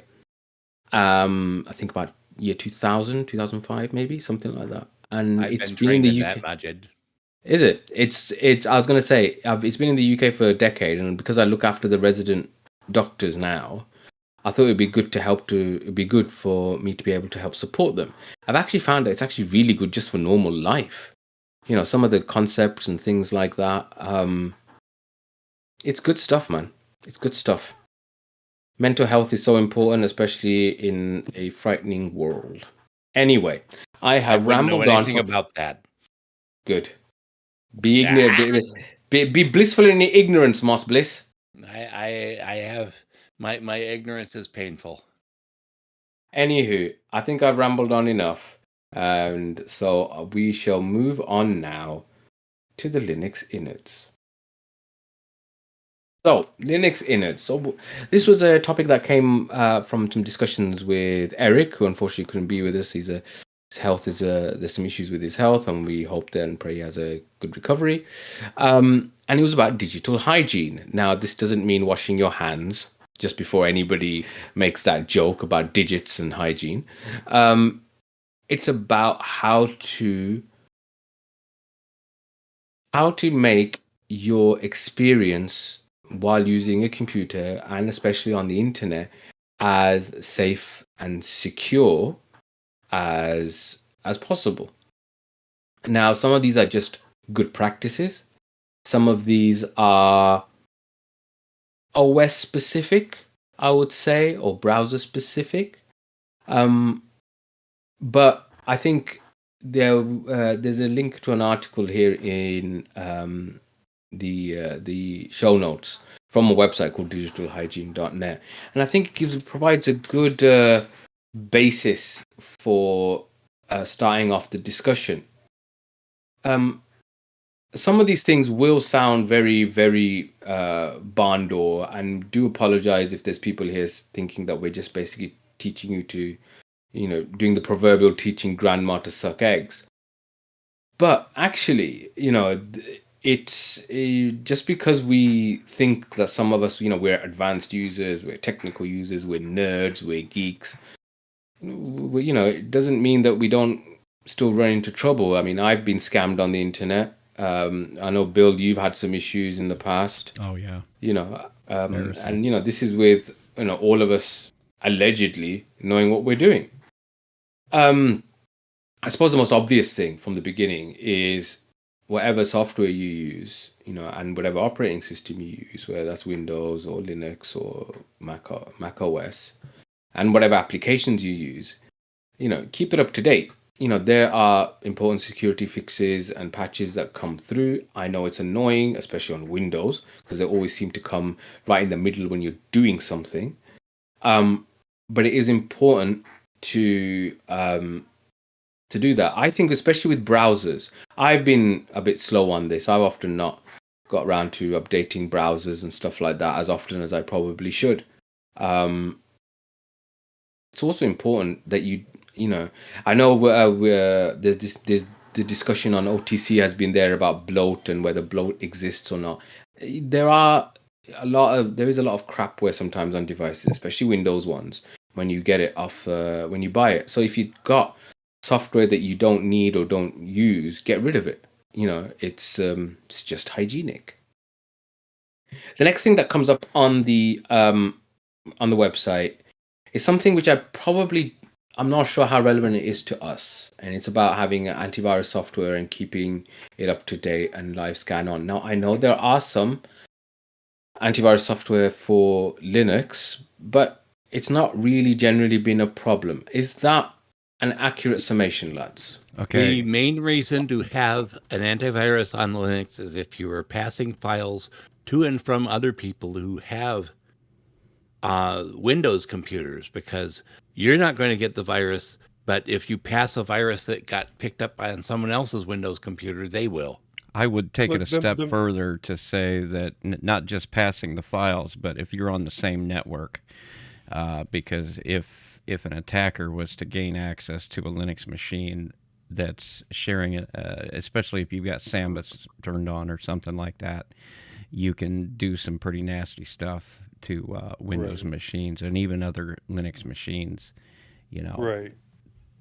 If you're running Samba, then I guess you could get, some type of encryption virus from a Windows system if it has direct access to that share, and then everything gets encrypted. A lot of the reason you don't need antivirus on Linux is based around the fact that most desktops are Windows based, and the people that are writing viruses want to be able to hit the most amount of people for the least amount of work. So they're designing and programming for the most amount of systems. Now, which is one of the few benefits of only having 4% market share. Right. That doesn't mean that there aren't Linux-based viruses. I'm pretty sure that there are a couple of them out there now, especially since people started saying, "Oh, there aren't any." But overall, well, here's a question then. Most servers, I understand, run Linux, right? So surely that's an attack surface. It is, but you got to think on who's running the servers that that make money, and the levels of security that they're going to be putting in, and the fact that they are going to have some kind of firewall and virus protection and just layers of protection, because it's big businesses that are using Linux, and they're going to protect their stuff. True. I mean, I've often heard recently, and since I am now using a Windows box as well, that you don't really need a specific antivirus anymore on Linux because Windows Defender is good enough. Windows Defender is the one that Microsoft bundle in as part of the system. Yeah, when I stopped using Windows, it was very close to being the only thing you needed for an antivirus. You didn't need to go out and get another one, McAfee or Malware, whoever else is. Yeah. Windows Defender was doing everything that they did and was being updated just as often and worked well enough. So that's probably something you can agree with, but that's still an antivirus. So yeah, true.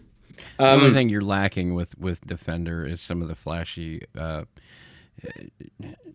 sort of options and features, where you can track down on a map and stuff like that. I think McAfee used to have an option where you could track down where something came from and look at it on a map, whether that was completely accurate or even useful. He probably took that out when he went on the lam. Yeah. But that's really it, because honestly, the virus definitions themselves come from basically all the same. That's shared information in that industry, and it all kind of comes from the same place. So you're really, and the methods to remove viruses, it is what it is. It's on the So Linux side, for example, it would be an RM sort of command.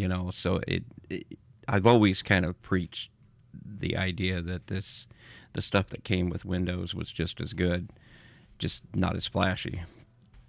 Let me ask you guys then, on your own personal systems, if something came up, you got a virus, whatever, on your system, what would you do?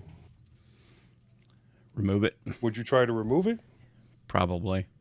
Or would you nuke and pave? I was going to say I'd probably nuke and pave. Yeah. Okay, on this desktop machine, yeah, I would nuke and pave.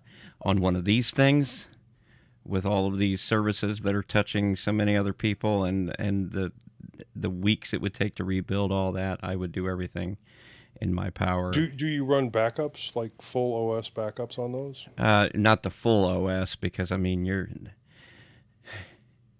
it would get not a bit all the unwieldy. Data, but yeah, I do back up the data, but you're talking cold I don't storage. mean the data. I'm talking about not the storage. I'm talking just the OS. The only thing I've got backed home. up is the containers themselves, the configs for the containers, the OS themselves. No. Should I be doing that? I suppose this is where something, when an immutable distro would come in handy, I suppose. Well, and in my opinion, when it comes to servers, there is some hygiene tips to keep in mind when it comes to that. Keep the firmware on your router updated. Use routers that are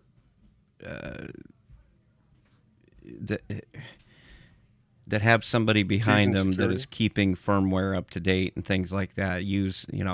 I don't just have my ISP's router running and connected to these machines. That's actually our next one. Yeah, but I've got proper.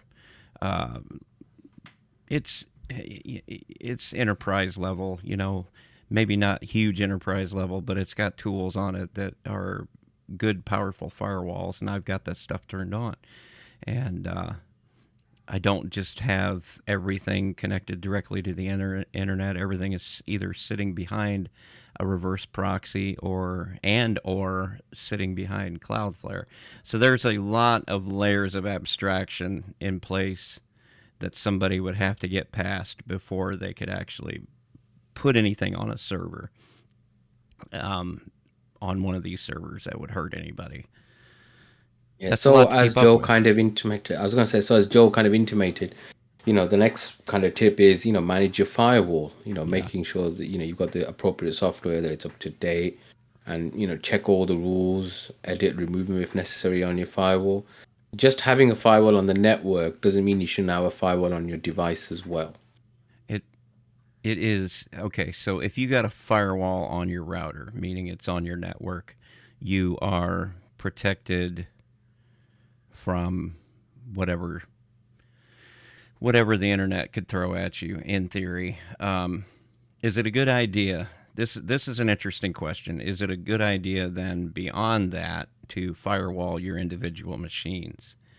And I'm not sure what my opinion is on that. If you've got a situation where you've got people coming and going off of your network, then maybe it is a good idea.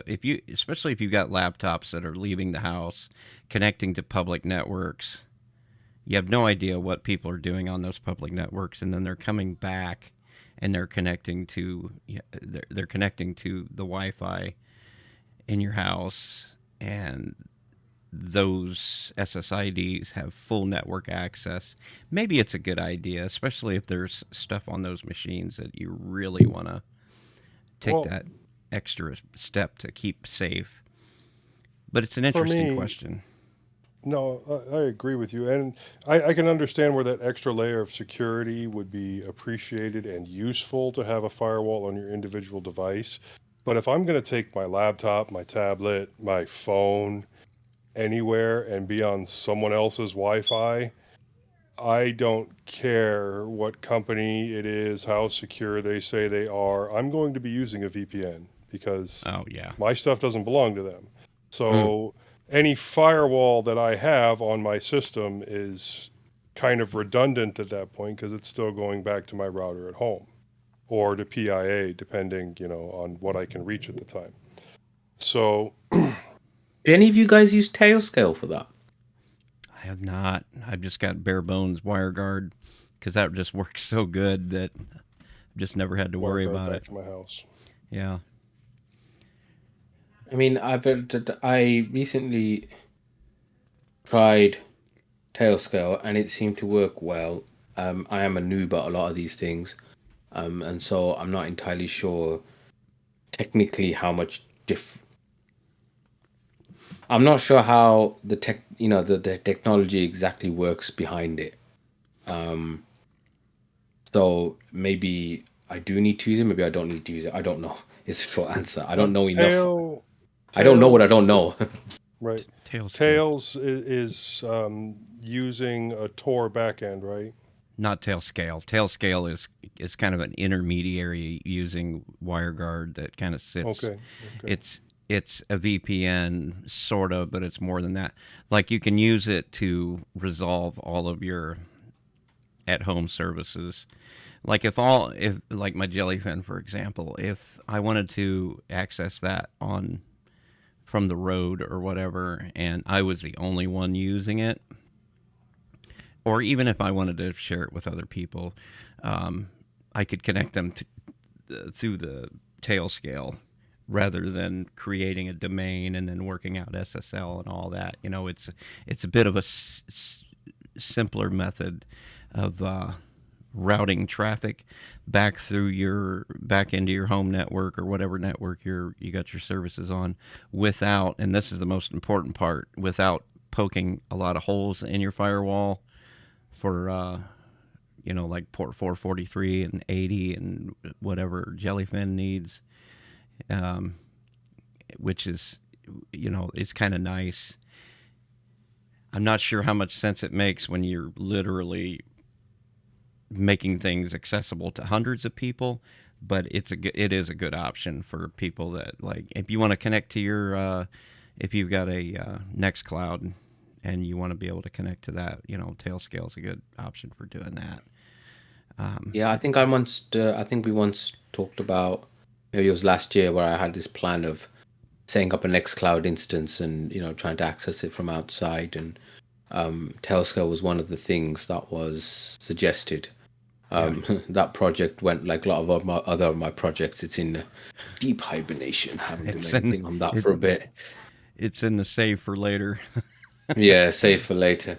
The next one is something that you could argue is a little bit controversial. Well, not so much the thing in itself. Strangely controversial. Using strong passwords in of itself is a sensible thing to do. But the things that it kind of mentions in here, don't use dictionary words, passwords based on locations or the keyboard, using different passwords for different places. This discussion was on OTC, wasn't it? Where I was shot down when I said that, isn't it just good to have, complicated and passwords that you change regularly? And Eric and Leo were very much of the opinion of no, doesn't make a blind bit of difference. The more important one was the following point, which is using a password manager, whether that be Bitwarden, KeePass, something like that. What do you guys think? I think unless you have an eidetic memory, then you're better off if you want complicated passwords using a password manager. Yeah, and the only thing I disagreed with when you were talking about that on OTC, your point was complicated passwords and change them often. Well, there's this concept mathematically called entropy when it comes to passwords, meaning, how long before the bits wear out, so to speak, how long before a computer can actually crack this complicated password. And if the math works out to where it would take a computer 100 years to crack your password, then it doesn't make a lot of sense to recycle a complicated password every 2 months, because you're still well within the playground of the entropy itself. Because Majid, do I understand that you change your password from 1234 to 123456 to make it more difficult to crack? That's exactly what I do. You got to put password 123456. That makes it uncrackable. Well, the fun thing on my Pine tab is that you really can't use words because when it comes up, when it locks or whatever, the lock screen will bring up a keyboard that does not include letters. You can only use numbers. But since I never put that on the internet, it's not an issue. I think as time goes on, services are going to come up with ever more clever and perhaps irritating methods for negating the fact that people have poor password hygiene. And it's kind of been left up to these companies to come up with solutions to these problems. So actually, one thing that's not mentioned. Yeah, I was going to say one thing that's not mentioned in the list, but actually I'd be interested to know what your guys' take is on it. What do you guys think of passkeys? I keep getting bothered about it. What do you mean by passkeys? I've not tried it yet. It's where you're using basically your authentication. So if you're using, say, fingerprint or authentication on your phone or something like that, that takes the place of your password. And it works well with It shouldn't take the Bitwarden. place of your password. It should work as a multi-factor, which we are going to talk about in just a second. Much like a UB key or something like that. Okay. Yeah. So Joe, as you rightly point out, the next thing is using two-factor authentication, and this can be either using a specific authenticator app, Google, Bitwarden, Microsoft, and I'm sure there's some others as well, or something like SMS or email or something like that. Have you guys all got two-factor authentication going? Yeah, I have two-factor authentication turned on everything that will allow me to turn two-factor authentication on. I've had people tell me before that, two-factor authentication isn't perfect. There are ways around it. And yes, that is true. But what you're attempting to do is not be the low-hanging fruit, to make it as difficult as possible. So scammers, people trying to steal stuff, go after someone else because it's too much work to come after you. So what type of 2FA do you use? Do you use an authenticator app or do you use SMS or? It depends on what is provided by the different companies. Now, I do have an application that I use for a lot of the different sites. And I also have a YubiKey that I use for some sites. And then I also have some sites where it's just, plain better for me to use SMS. So the one thing I found with authenticator apps was if you're someone like me who regularly gets through different devices, it can be difficult. You can find yourself. I found myself, for example, in a situation where I need to, open up the authentication app on a new phone and realize that shit, I haven't got the old one. I haven't migrated the stuff over, and now I have issues with access to that. Especially if you get rid of your old phone before you go in and tell whichever authentication app that you're going to allow multiple installs for a short period of time. Yeah, that's something I've done. Yeah, if you don't do that, you're kind of screwed. Yeah. I do have a YubiKey, but the only thing I've ever used it for is for my authentication into Bitwarden, and I'm not using Bitwarden anymore, so I don't even know what it's good for. Anybody else use a YubiKey? I mean, you said you did, didn't you, Joe? I've got one. The only thing I use it for is to unlock the Lux encryption on my laptops. Okay. It's not something I've looked into. Maybe I need to have a look into that, actually. They're pretty slick. Are they? Okay. I mean, they've got cheaper in price as well, I think, haven't they?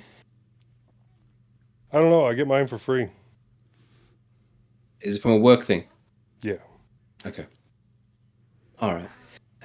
Mine is my work laptop. I have to connect to some VPN, Cisco something. Oh, it's just painful. Absolutely painful. And then they want me to use Microsoft Authenticator as well, which I have to use, but I don't like because it makes me feel dirty. Good. But Microsoft the next loves one... Linux. Microsoft hearts Linux. Yeah, exactly. The next one on the list is about keeping your mailbox and your devices secure and clean. Now, this kind of seems a little bit like pissing in the wind. You know, keeping all the myriad of email addresses and all the different things that are, that they link into and whatever, and keeping them, I used to try and be the guy with, 0 unread emails. I've given up now. Yeah, this just seems a bit redundant, and maybe it's a jab at Google or something like that. But as long as your password's good and you know not to click on links in emails and not trust anything that gets sent to you via email ever, then yeah, I mean, what's it matter if the email's in your inbox? Just get rid of it. Yeah. Now, I do have rules set up so that subscriptions are automatically marked as read because I can't make them auto-delete. But, or if it looks like spam, then obviously it's going to go to the spam folder, et cetera, et cetera. But this doesn't seem like something you need to think too hard about. True. Email is like a constantly running faucet. It would be impossible to try to keep up with for any period of time. Exactly. I agree with that entirely. The next one is relatively easy for us on Linux. It's not so easy not so much easy. It's less common on Windows, which is to download software only from legitimate sources. We have, software managers, app centers, app galleries on, with different packaging formats, whether they be Flatpak, Snaps, Debs, whatever, on the Linux side. In Windows, it's very much a case of find an exe from some random website and install it. Now, they do have their Microsoft Store, which is a dumpster fire, frankly, having had to use it recently. I suppose it's a little bit more secure, I suppose, than, the standard, going off and getting an exe. Yeah. Any thoughts, gents? Well, you can get stuff from unreliable sources on Linux systems. It's just rarely a problem because, I mean, if you're looking for something executable, then you're looking for something that's in a package. So Snap, Flatpak, App Image, and rarely are those going to cause issues elsewhere. I suppose you can make a bot network out of it, but whatever. And that has happened, and it has happened from reliable sources on Linux. So all you can do is keep your eye out. When it comes to like downloading on Linux, especially, I don't mind so much when it's like a Flatpak or an app image or something, and then you've got a little bit more expectation that it's containerized and cut off from all the nonsense, and have less access. But I guess this would probably be more of a concern on your phone. Yeah. if you're running something like F-Droid, or if you're allowing, if you're downloading apps from random sources and installing them on your phone, or even if you get a game from, Google, and then it links to another game that's not on Google. Right. Seen that happen. So back up and encrypt. Backing up, it's one of those things where when we think of backup nowadays, we think of Google Photos and Google Drive and Apple Cloud and those things. We don't.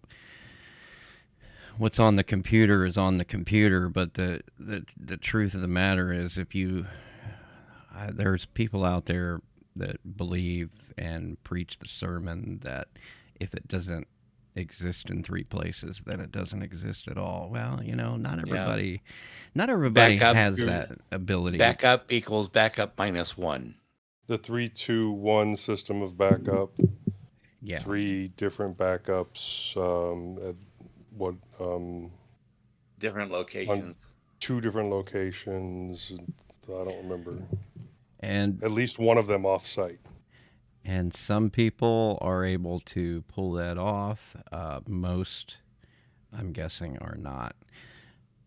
So, well, encryption has always been a headache for me. I don't even want to get started there, because if your system goes down and you don't have the key anymore, then your systems, it doesn't matter what backups you have.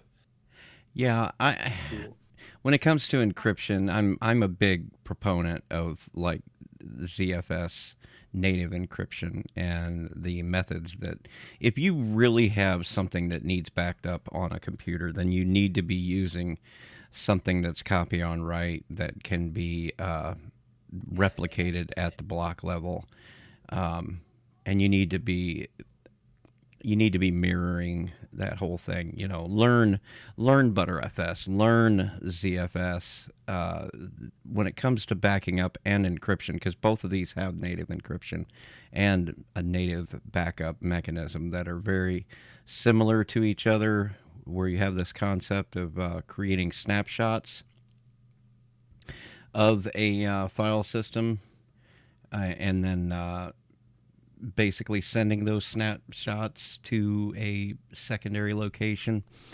And that works really well, and it's really fast, and it's really, really reliable. And so if you've got, and I was going to get to the idea that when it comes to backup for normal people, because not everybody is going to be able to set up a backup server at a friend's house and then have cold storage and all that stuff. You might be able to back something up on an external hard drive or something like that, and that might be the best you can do. In that case, it's worth picking and choosing, prioritizing the stuff you have that means the most to you. Now, obviously, if you've got all of your taxes and they're not backed up anywhere, or if you've got, I don't know, all of your family photos on a hard drive, then you're going to want to back up stuff like that. Take the time to prioritize the things that need backed up. And again, learn to use tools like ButterFS and ZFS, because they are your friends when it comes to backing up and making sure that you've got reliability. So do you guys do the whole 3-2-1 paradigm? No, I do not. So 3-2-1 is basically having 3 copies of a file to at least two different locations on site and one off site. No, not even a little bit. Hi there, I'm a low-hanging fruit. I mean, if you are an IT professional that has access to lots of hard drives and you can set them up in off-site locations, that good for you. But normal people, the ones that use Mint, are not likely to have something like that. And I think even somebody like you, Majid, that's got a Synology NAS, you might be in the minority. And somebody that's running a big ZFS mirror like I've got, that's also a minority. I mean, I've started using my Synology as my backup now. Yeah. But I still haven't managed to weed myself off some of the cloud storage providers. Hence, my experiment with Proton Drive, because Synology do have apps so that you can access your drive from outside. But it's not as seamless, especially on Linux. It's a bit better on Windows. But you would still be picky. It's still worthwhile to take the time to prioritize the things that actually need backed up in your life. We're used to having Google, make those decisions for us, and these services. I've tried to de-Google my life at several points in my life, and I've been successful to some degree. But if you are not, and this is going to be controversial, I'm sure, but if you are not comfortable with the idea of maintaining backups yourself and then being able to stick to a backup schedule, and I'm leaving out the whole concept of using something like, Nextcloud or whatever, where you're backing up automatically. That's great. But if you don't have that skill set and you're not able to actually regularly back up files to some other place, like an external hard drive or on another machine or something like that, then use the tools, like, for crying out loud, like Proton Drive or Google or the Microsoft One thing, or the cloud, whatever it is they call it this week. OneDrive. The OneDrive. Use these tools and back up the things that are important, because if you don't, then you're going to look for somebody to blame, and chances are it's you,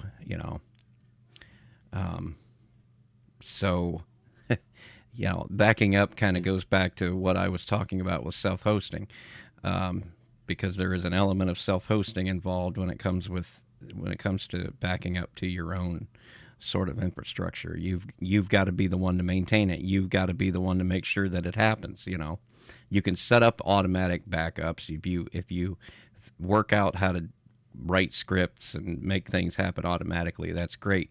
But what happens when those scripts are not running and you've not checked it in some time because you just wanted to set it and forget it?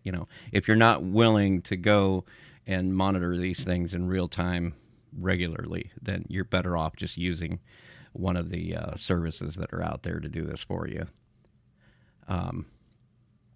Encryption, that's not for everybody.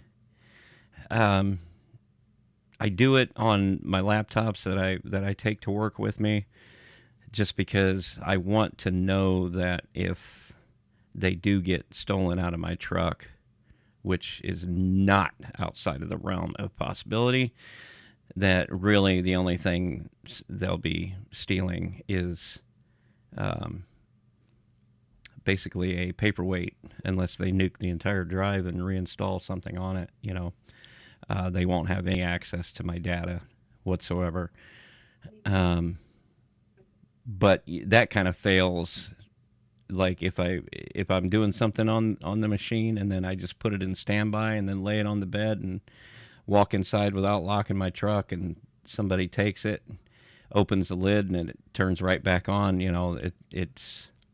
it's not encrypted in that case. So encryption is one of those things that also requires you to put a little thought into. And as Moss mentioned a little while ago, encryption doesn't help you if you're not able to maintain the passwords and the keys for it. These are things that require you to take ownership of the process. If the weakest link in that process is going to be you when it comes to encryption. And if you're not able to keep up with that stuff, then you're best just kind of leaving that for somebody else, or not mess with it at all. That's my hot take. No, that's good advice, I think. Yeah. I suppose moving on, just last couple of things that were in the on the website. limiting your digital and social footprint. Social networks are fun and stuff, but they can broadcast a lot of information about you. There used to be a website. I know what you're up to. I used to have a printout about which sites asked for what information, and Facebook was the absolute worst. Google was only like fifth or sixth on the list. But you want to stay away from the ones that are harvesting your data.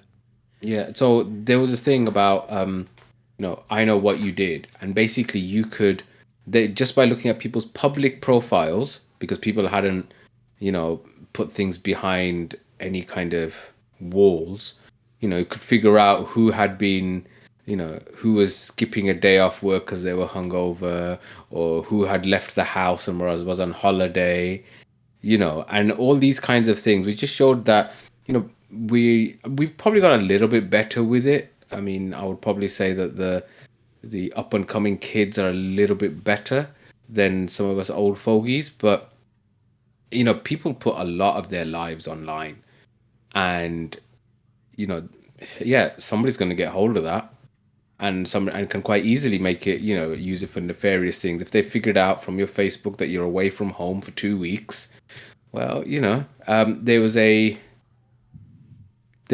person that I knew of who unfortunately had been incarcerated for a crime he didn't commit. He was in the A team, obviously, and he got very worried because every time he got any post from any of his relatives, the prison wanted to have the full postal address, and the other inmates would look and make a note of it. And apparently, his sister, who had sent him some letters and whatever, got a visit from one of them.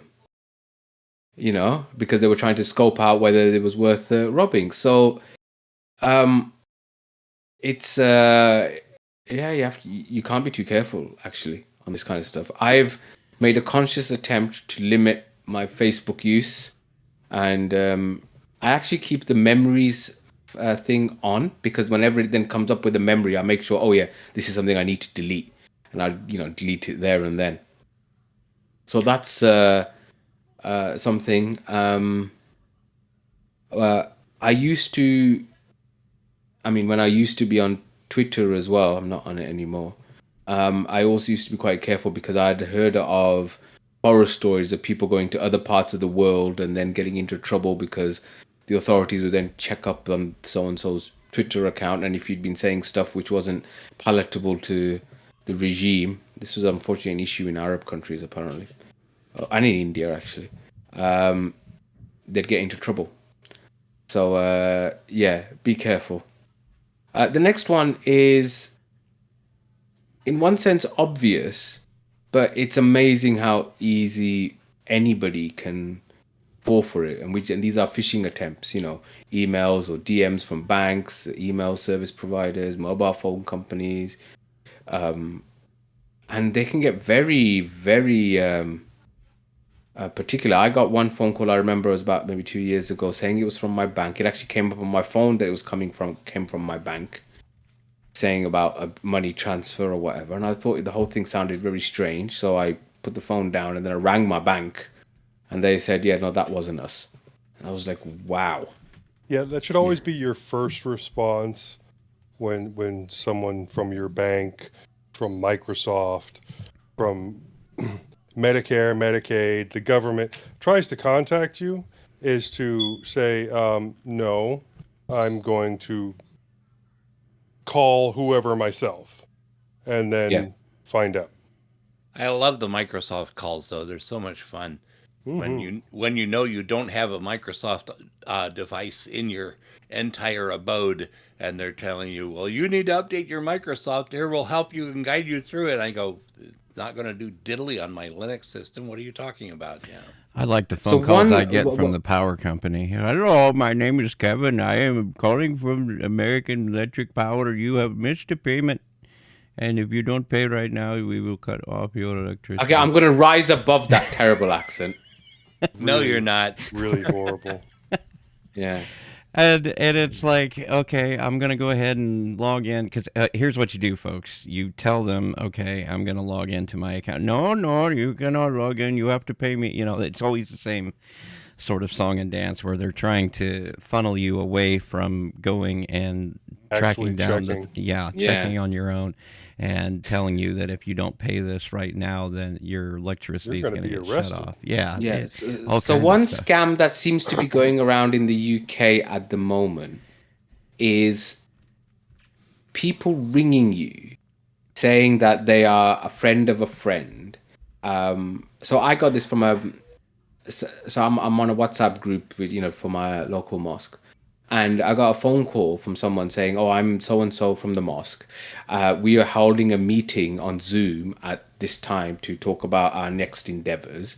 I'm just going to send you a code, and once you've got that code, can you just read it out to me, and then I'll get you added to the Zoom call." And basically, what this guy was doing was trying to hijack your WhatsApp, because he'd then send a 2FA code, right? He would want you to tell them that, and then he'll have control of your WhatsApp, and then before you know it, there is someone's texting as you to someone else saying, "Oh, I need some money. I've got some money problems. Can you transfer me some money?" And that other person's like, "Well, okay, maybe he's got some problems and he's contacting." And we had to Majid needs another new pair of headphones. Oh yeah, 100%. We basically had to nuke, I think, our WhatsApp group and start again because of it. One or two people did get sucked in by it, and then people started getting messages saying, "Why is so and so ringing? WhatsApping saying he needs 500 quid." I don't know if this has happened over on your end of the pond. Oh, I mean, we don't have WhatsApp, but it's. Yeah, not so many people use WhatsApp over here, but it's the same for any app. Well, same with anything that uses 2FA. They'll try that crap. They try to use the human element to get past the technological social element. Engineering. Yeah, exactly. And and right now, what's going around, at least the one I get calls for the most is Medicare and Medicaid. Are you getting your full benefits? It's like, no, I'm 40. No, I'm not getting any. Thank you very much. Well, in my case, I am on the only 5-star rated Medicare Extra plan out there, and everything else is 2 stars. And trying to talk to me about changing, I don't care how bad this one gets, it's the best one I'm going to get. Well, I'm middle class, which means I have no access to health care. No, I have VA health care. I suppose I could use that. I've had Medicare since '98 because of disability. Yeah. So anyway, and the last and slightly nebulous point is, don't be an easy target. Have a security first mindset. Keep yourself cautious, keep yourself up to date. If you see any kind of security practices and you know about problems that are going around, be abreast of the whole thing. Easier said than done. Here's a difficult one. If someone calls you and you don't know who they are, it's literally not your grandma or anything like that, never say the word yes. Yeah, exactly. Never say the word yes, or I confirm, or I agree, because they will chop your audio recording and make it sound like you agreed to pay them $1 bajillion. Well, a lot of places actually have software that they call and say, "Are you Moss Bliss?" And if you say yes, then it's actually geared to hear the word yes. And if you don't say the word yes, then you're not at risk. So don't answer phone calls that you don't know. That's the way I do. I just don't even answer phone calls that I don't know where they're coming from. And I have to in some instances because of work. Yeah, I would. I don't answer anything that comes from the same area code as my phone unless I know them. It's probably another good argument for having a separate phone for your work. This is so I do this. I have a separate work phone and home phone, even though we don't get one from the hospital per se. They will pay you if you get one though. So not everybody knows about this, so people don't. But that's why I've used that to get myself, my own number and phone and contract and line, and that is only for that. It's actually really good for work-life balance as well, because I can just switch off and not answer emails when I'm on holiday and stuff like that. But yeah, that's something to do. Okay, since we finished this list here, and I know we're probably running a little long, I did want to ask, do you guys have anything specific that you guys do for your computer or your phones that would count towards your digital hygiene? Because I know we install a lot of like random things to test out and see how they work, and then they don't work out, and then we'll switch applications. Do you guys, clean up? One thing. No, I think one of the things I do is I do backup, and backup. I probably do too many backups actually, in one sense. This started because of I went on a holiday to India in 2013, and it was one of the best holidays I'd ever had going there. Just the way things worked out, my brothers-in-law had come from Saudi, and it was a really nice. It was Eid time. I'd never done Eid in India since I was a 5-year-old, something like that. And so it was a great time, a lot of memorable things, and I'd take loads of photos on my at the time Galaxy S4. And my brother-in-law, just the day before we left, said, "Oh, do you can I have those photos that you've taken? Hundreds." So I'd had them on an SD card, and I handed him the SD card, and he copied them onto his phone, and then handed me the SD card back, and that's it. And then I'm on the flight back, and then I start looking and realize that the files were moved; they weren't copied. So suddenly, all the photos that I'd taken had disappeared, and I was like, "Oh my god!" And then, thankfully, because he had them all, he was able to then. This is in the days before Google Photos. He was able to upload them to Google Drive, and then I was able to re-download them, and that made me think I'm going to have like at least 3 backups of all the photos I take, and that's really where I started with the whole cloud storage journey, Google Drive, OneDrive, Mega, Filen, iCedrive, Proton Drive. That it's all started from that one incident, really, because I know you might think I'm being pathetic because it was just a holiday and there was just photos, but it was a really, I had a great time, at a time which was actually very difficult for me because there was some other personal stuff that was going on, which was really stressful at the time. And so now, I've got about 3 different. Every time I take a photo on my phone, it goes to about 3 different places now. To make sure that I've got them. That is the only thing reasonable. Only thing I do on my phone is that when I download an app that replaces something else, I make sure I've gotten rid of the old app, because every app has fingers down into your data. And if you're not using an app and someone gets their fingers into that app, then, Well, I would say also, too, when you do your upgrades, reboot your machine. Because a lot of... and if you're using anything Ubuntu or Debian-based, you're getting a lot of security updates that you don't even know about just in the background. Yeah. And some of them get applied well with the machine running, and some of them not so much.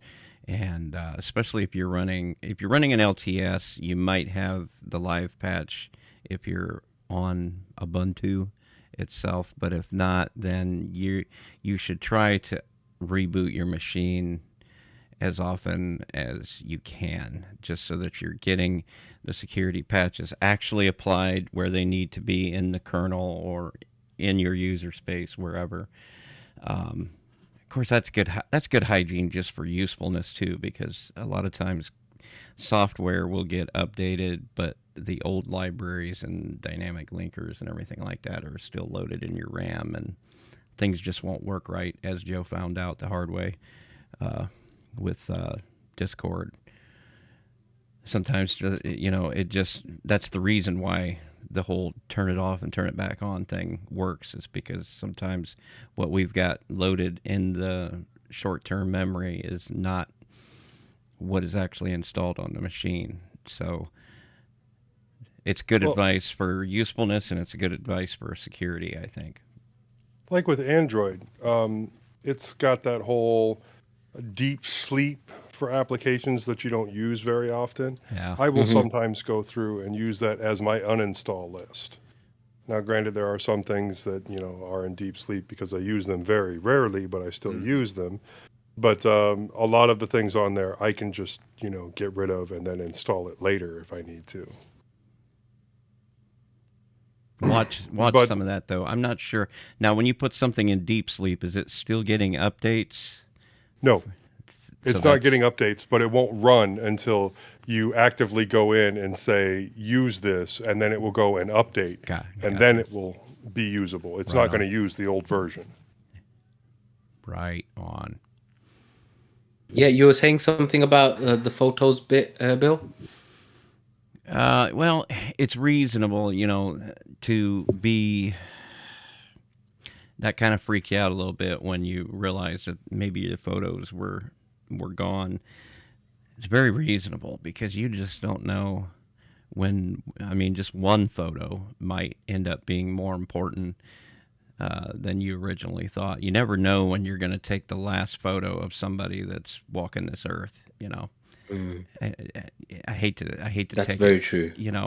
And so every single photo should probably be treated as a sacred thing. And so make sure that you've got something reliable in place. I prefer something like Nextcloud, but that's just me. That's because I know that I'm watching it in that.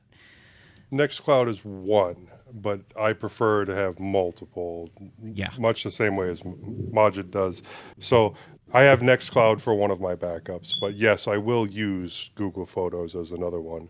We use Proton Drive here. Yeah, especially if I'm taking it with my phone, I'm going to use Google Photos. And for a while, I switched back and forth between the Amazon Drive and there was another one that I used. I think it was OneDrive or something like that for a while. But OneDrive works quite well with Samsung devices because Samsung have a deal with Microsoft and it will just back up your entire gallery. So not just the photos that you've taken, but I don't know, screenshots and things you've received. Maybe you have to be careful with that because at least on WhatsApp, the amount of rubbish photos you get sent and memes and stuff like that on WhatsApp, it will just completely clutter everything up. So you do need to be a little bit specific, but. Yeah. But for the longest time, Dropbox was the easiest thing to use to back things up to. Oh, that was just because it was super. I miss Dropbox in a certain weird way. I do miss Dropbox because it was, I wouldn't say the first, but it was the first kind of common one, wasn't it? And it did make life quite easy. But there's the issues around encryption and they're always trying to upsell you. The thing that broke the camel's back for me on that one was when they limited you to having only 3 devices that can be connected to your Dropbox account. That's actually very easy to hit. One laptop, one tablet, or one phone. I've always just been on Box because Dropbox always had more restrictive covenants, so to speak, than Box did. And Box has more free space than anything else. Right. Yeah, there was some issues with Box. I remember hearing the Box got broken into. Yeah. There's no Linux app on Box. My Box has not been broken into, so I don't know. Anyhow. The whole thing with Dropbox was that everybody was developing for it. Yeah. They just didn't have enough space, did they? It was... No, the free tier was only 2 gig, man. Yeah, which was not enough. Yeah, I think I get 10 on Box. There used to be one out there. I had some grandfathered plans, so I did have a little bit more. I think I had 5, but it was the 3 device limit thing that was like, okay, that's it. I can't do anything with this. Mega is where Anyway, we've been talking for a long time about this. Dear listener, if you have any ideas or anything, do let us know. Yeah. And actually, that's a great segue because next it's Vibrations from the Ether. So, In vibrations from the ether, a friend of the show and occasional contributor, Dale, contacted us and said, "Good run on the headphones. Personally, I find in-ears very uncomfortable, and at worst painful. Over the year, after a couple of hours, makes my ears very sore. My solution was to use the around the ear style. I've been using HyperX Cloud 2s for several years. They lay against my head and seal out sound from leaking out or sound entering.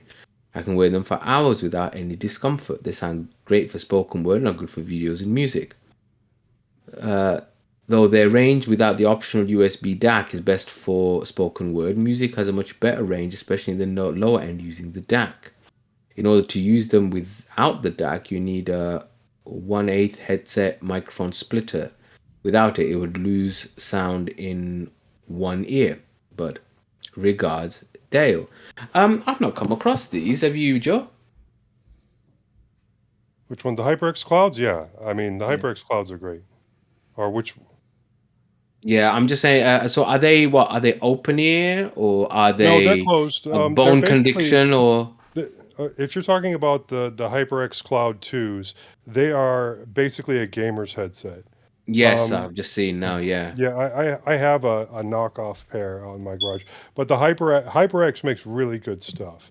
And yeah, the HyperX Cloud and the HyperX Cloud 2, they're I think they're supposed to be the wireless versions, but don't quote me on that. But if he's using a DAC, then probably also wired. So yeah, I mean, just looking on them online, I think there can be both. Yeah, they're supposed to be a really good headset. Like I said, I got a pair of knockoffs, and I do like the sound coming out of them. My only issue with those is the mic, but that's probably because they're knockoffs. The MPOW made a knockoff.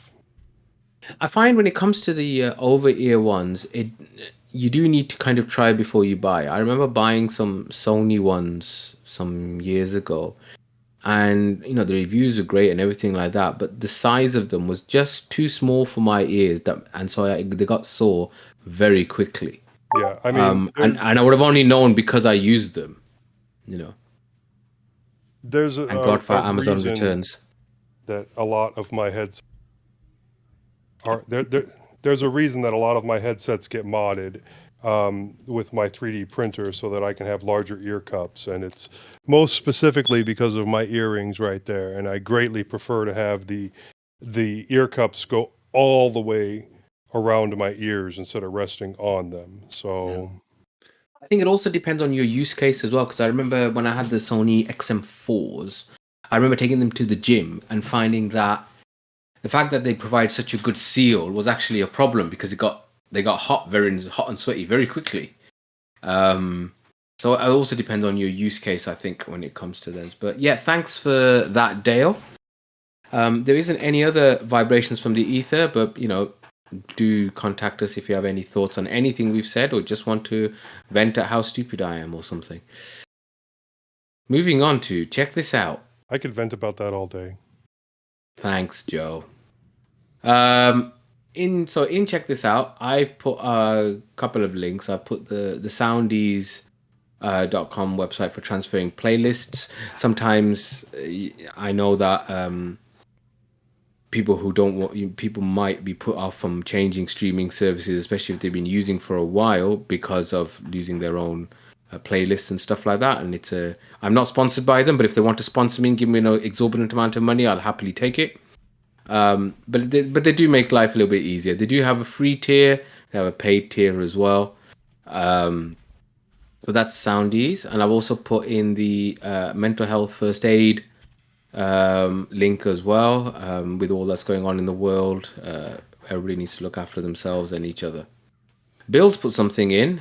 This is the new Matrix channel for mintCast. Yeah, I don't know. I got to drinking one night, got to thinking, we ain't got enough social media, so what do we got left? Okay, I'll make a Matrix channel. We tried Matrix before, and it just never really caught on with everyone. Yeah, and I have no reason to believe that it'll catch on this time. I think I got to playing with it because I'm using it for a couple other things out there, and just don't we still have Matrix with a Matrix bridge? No, and I went pretty looking. Sure we do. It says so on the Discord server. We do have Matrix. It still comes up on my Element app on my phone as the bridge is still working. So I don't know about the bridge, but there was no dedicated like mintCast page on Matrix that I could find. If there is, I'm sorry. We'll delete it. Now there's another one. Now there's another one, and now there can be 2 times 0 in terms of use. But yeah, I put a link to the invite page on there. That go join that if you like. If you get one person to join, then there'll be 2 people. And I looked around for Majid was talking about some websites. I know what you did or whatnot. I couldn't find that exact website, but I did find a privacy check website that you can run on whatever you're doing. And that's what that other link in the show notes is. Oh, thanks a lot for that, Moss. Moving on to housekeeping and announcements. Thank you for listening to this episode of mintCast. If you see something you'd like to hear about, tell us. Send us an email at mintcast@mintcast.org. Join us live on YouTube. Post at the mintcast subreddit. Chat with us on Telegram and Discord and Matrix now. Or post directly on the website mintcast.org. Our next episode will be 2 p.m. US Central Time on Sunday, November 24th, 2024. And there's a link to get that converted to your time zone in the show notes. Next roundtable stream will be 2 p.m. US Central Time on Saturday, November 16th, 2024. There's a link to get that converted to your time zone in the show notes. Next roundtable live stream, 2 p.m. US Central Time on Saturday, November 30th, 2024. And there's a link to get that converted to your time zone in the show notes.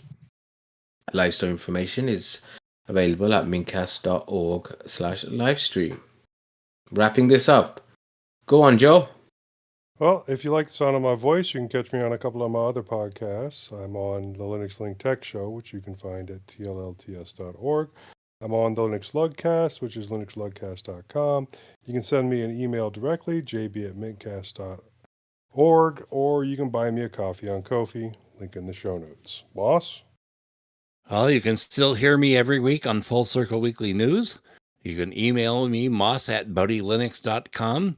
My Mastodon is at zyvala@hosthux.social. And occasionally you'll find me on HPR, although I'm way overdue for that. Bill? Well, you can email me. I'm bill@mintcast.org. I'm bill_h on Discord. At WCHauser3 @fostodon.org on Mastodon. Also, check out my other 2 podcasts, Linux OTC and 3 Fat Truckers. Links to both of those in the show notes. Majid? So you can email me at drmajid@mintcast.org. You can get me on Mastodon at atypical_doctor@mastodon.social. I'm Atypical Doctor on Instagram and Threads, and I'm also on the Atypical Doctor podcast on Spotify and also on Linux OTC.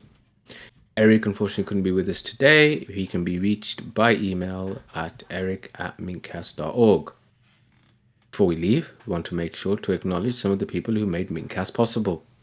Bill for our audio editing, archive.org for hosting our audio files, although there's been issues with archive, Hubstar for our logo, InitID for the animated Discord logo, Londoner for all our time syncs and various other contributions. He is the master behind all of this. Bill, again, for hosting the server, which runs our website maintenance, and the Nextcloud server, on which we host our show notes and raw audio. And the Linux Mint development team for the fine distro we love to talk about. Thanks, Clem. And Co. And we managed to do that without mentioning something about an election. And I sort Too of late. got We're still near streaming. the edge, but oh well. There you go.